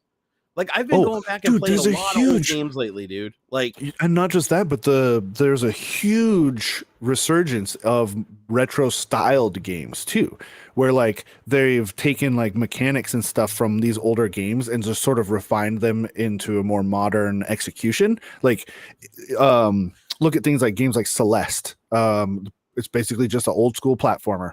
Yep. That's it. It's like the controls now are so tight, and you can get, or like Super Meat Boy, where they're these hyper, almost pixel perfect platformers, things like that. Where like these are games that, I mean, that's kind of what you were doing in a lot of platformers like Bubble Bobble and things like that. Anyway, but it's just like refined to a more modern execution. I love it. Yeah, no, I've been playing the DOS 4 GW games on archive.org. Yeah. And I even played a couple on Twitch the other day. When I was doing my Twitch stream, we pulled them up on the VM and I was playing them on the VM. And it's like just playing like Doom, like the old ones, like Doom and shit with like a super pixelated graphics and stuff like that. It's like it takes you back. It's like even playing like Wolfenstein 3D, Duke 3D. I want to play. I want to find Descent Free Space, that old game that I used to play. There's Descent. Dude, that was so much fun. There's also a game. Shit, I gotta go find it. It's on Steam. I already forgot what the damn name of it is because my memory sucks so bad. But ChatGPT helped me find it. It was a game I used to play when I was like 17 years old that I was like super stoked about. And I explained what the game was to ChatGPT in details, and it took 3 corrections, but it told me what the game was. And I got to go back and look at the conversation to find it again. But apparently somebody said that it's still on Steam. Like there's an incantation of it still on Steam that you can play. But it's basically just this multiplayer game where it's just top down looking at spaceships, like asteroids. And you all race around in your little spaceships, like 100 people on a server, and just go hunt each other down and shoot each other. And you're like flying through like little mazes, and there's like gravity wells that pull you in that you got to like maneuver around. And the ships all have like different specs. And you can even take like your buddy and have him be the gunner on your ship. So while you're flying around, he's firing a cannon like 360 degrees. Yeah. And it's so much fun, but it's like you look at it and it's an incredibly simple game, but the replay value is insane. Also went to there's a site that my son loves called crazygames.com. And it's just a bunch of mobile games, like a bunch of like old mobile and browser based games that you can just click on and play. And one of them is just riding like dirt bikes and doing trials courses, like a 2D side scroller of like, just doing physics-based trial course with a bike. Yeah. And it's so much fun, dude. You can sit there and just burn hours on that sumbitch. And then there's a multiplayer game where you're just an amoeba and all you do is float around and absorb matter that makes you a bigger amoeba. And then as a bigger amoeba, you can absorb the smaller amoebas. And then everybody is a real person in the game. So there's like 100 people in this mobile game all playing simultaneously. And some of the amoebas are like half the size of the screen because these guys have been playing for like 6 hours straight without getting eaten. And they're just going around and just eating everybody else up. And then one person will get bigger than them and then come for them. And it's like as they get bigger, they move slower. So you have to like change your tactics. Yeah. And I was like, I was playing. I was like, this is like super simple game, right? The mechanics are it's 2D looking down and you just move around. And all that happens every time you come into contact with another thing, you get a little bigger. That's it. That's the whole mechanics of the game. Yeah. And then if you get next to something that's smaller than you absorb it faster than it absorbs you. So it takes down your energy level. So if a bunch of little guys mob you, they can absorb you. Sure. But it's like that's the whole mechanics of the game. And it's like it's just so freaking fun, man. Oh, is that it? Is it Agar.io? Hold on, let me go see if that's actually it. Agar.io. Yeah. I think it might be close to what you're looking for. Let me see if that's actually that might actually be it. That might actually be it. Let's see. Ads. So much ads. Dude, I really love. Yeah, there is. Let me see. Is this it?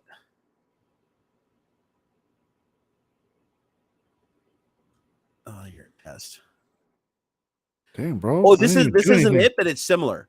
It's the same mechanics, different graphics. Are there any other players in here? Oh yeah, there's like this has 10 players. There's bunches. Oh shit! It depends on the server you end up getting onto. Okay, and you just maneuver around with the mouse. Okay, this is very similar. The other one had better graphics. So the one I had way better graphics. Whoa, bro! There's like people with like their own skins and shit. Oh, dude, this is actually okay. This is cool. I didn't think this was that cool at first, but no, this is like really, really cool. No, but it's just a super. You just run around and just eat pellets. That's all you do. And then there's a huge one. Oh man, I wish I had screen sharing right now. Oh, dude, there's one the size of the entire screen. Yeah. Okay, this is cool. But it's like the neat thing I like about this, like you don't have to like open a game. Oh shit, I found one's like 5 times the size of the screen. If I blow up the screen full screen, can I see him? Oh, I can. Way to go, guys. Okay, thanks for watching TikTok, you guys. Right? It's been a lot of fun. Jerry's now found a new hyperfixation, and we're gonna see you guys a little later. Thanks. Follow me on Twitter and stuff, and we'll see you next week. Okay, it's pretty close. It's pretty close. It's pretty close to the end anyway. It is. We'll spin down here in a little bit. Dude, but the thing is what makes that cool is one, it's simple. Anybody can play it. 2, it's exciting because you just encounter like bigger and bigger things. And you're like, how do I get that big? Right.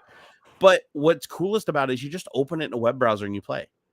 It's like there's no opening games, downloading and installing shit. It's a multiplayer game. It's like you just pop it in and you're there. Holy shit, man. Hell yeah, Biker Chris. Thank you so much, man. Hell yeah. Biker Chris, thank you for the 25 pounder. Man, dude, thank you so much, man. You really, really helped out. Yeah. He said, thank you. Jerry, so glad to see your recent improvement. Work going okay lately, architecture. So I wanted to bung you a bit. Paul Hibbert suffered the same scam as you recently, account hack. Not sure if via P-word thing. All the best. Yeah, I've only found a handful of people so far that have had the same level of hack that I have from LastPass.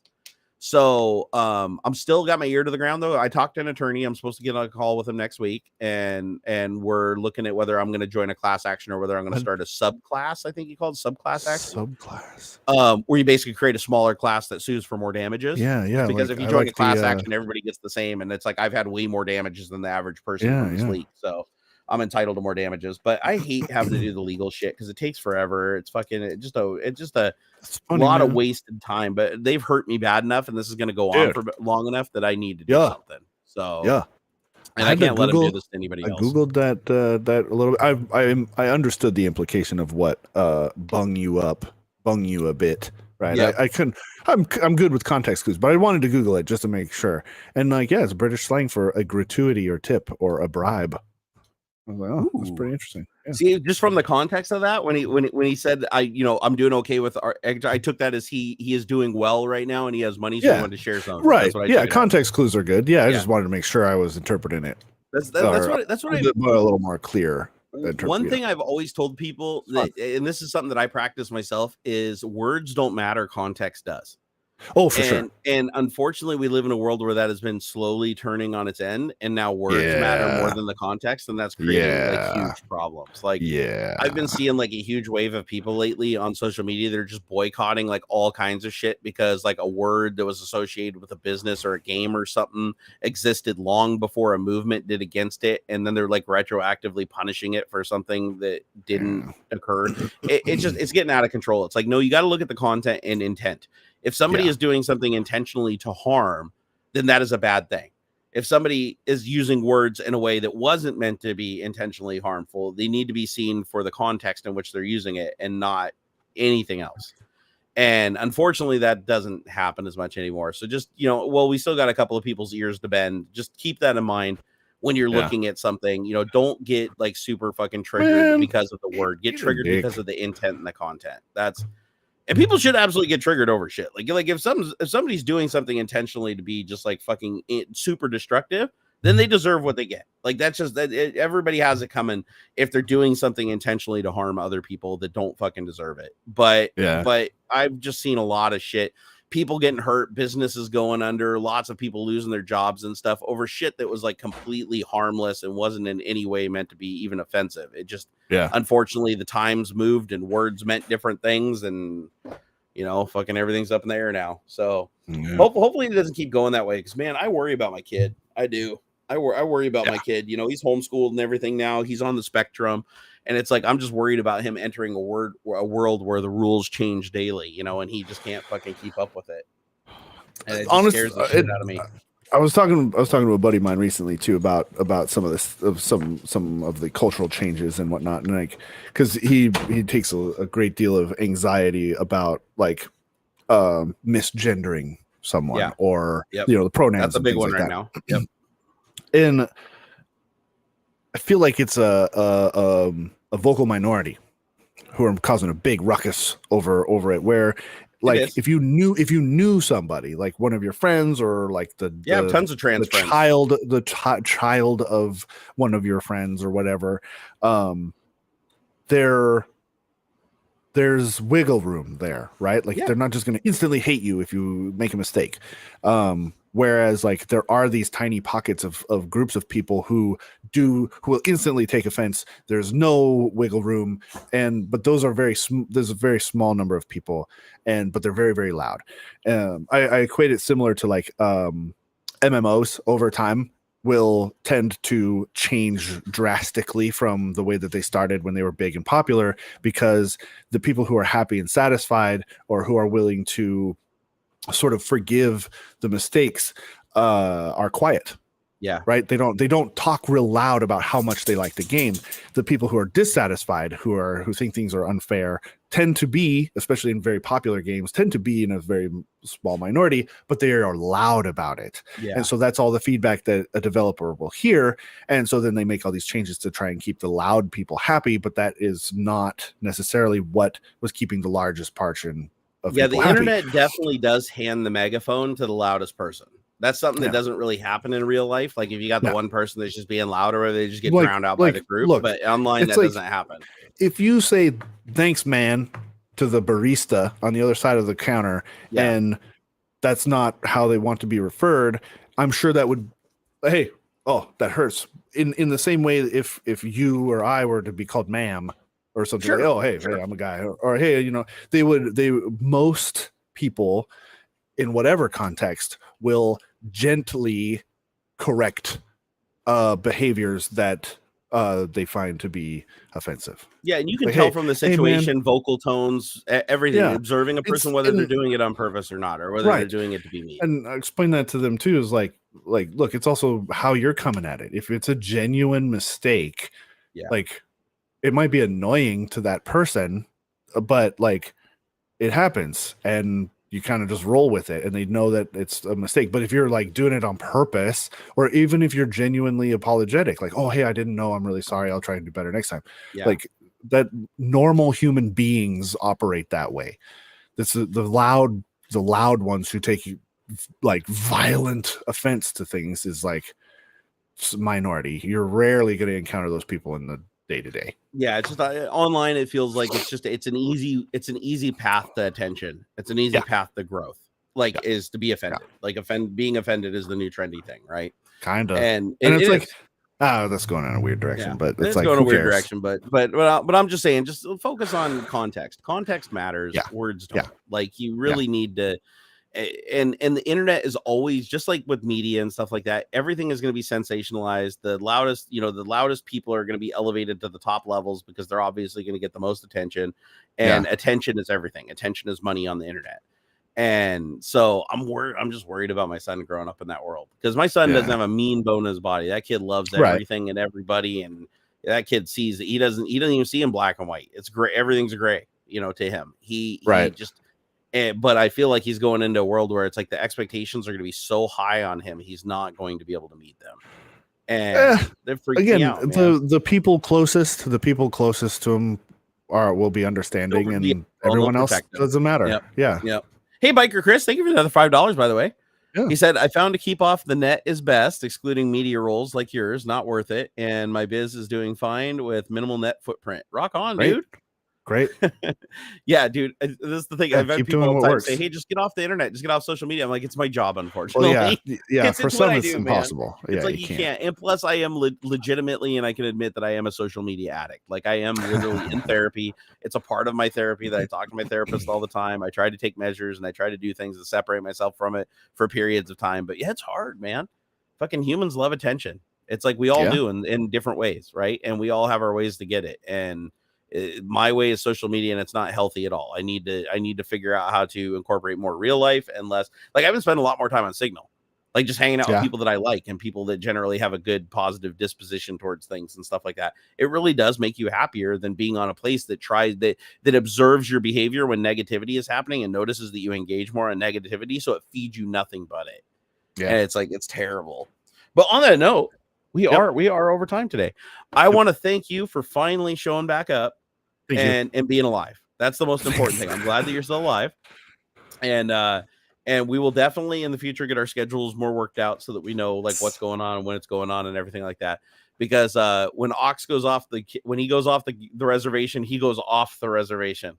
Yeah, boy, he disappears off into the wild. He takes his vacation seriously, this boy. So I don't fuck around. So now I know that. All right, guys. We'll see you again next week. Oh, you're going to be around next week, right? I think so. I have no reason to believe otherwise. All right, just let me know if you have reason to believe otherwise. Okay. That's all I need.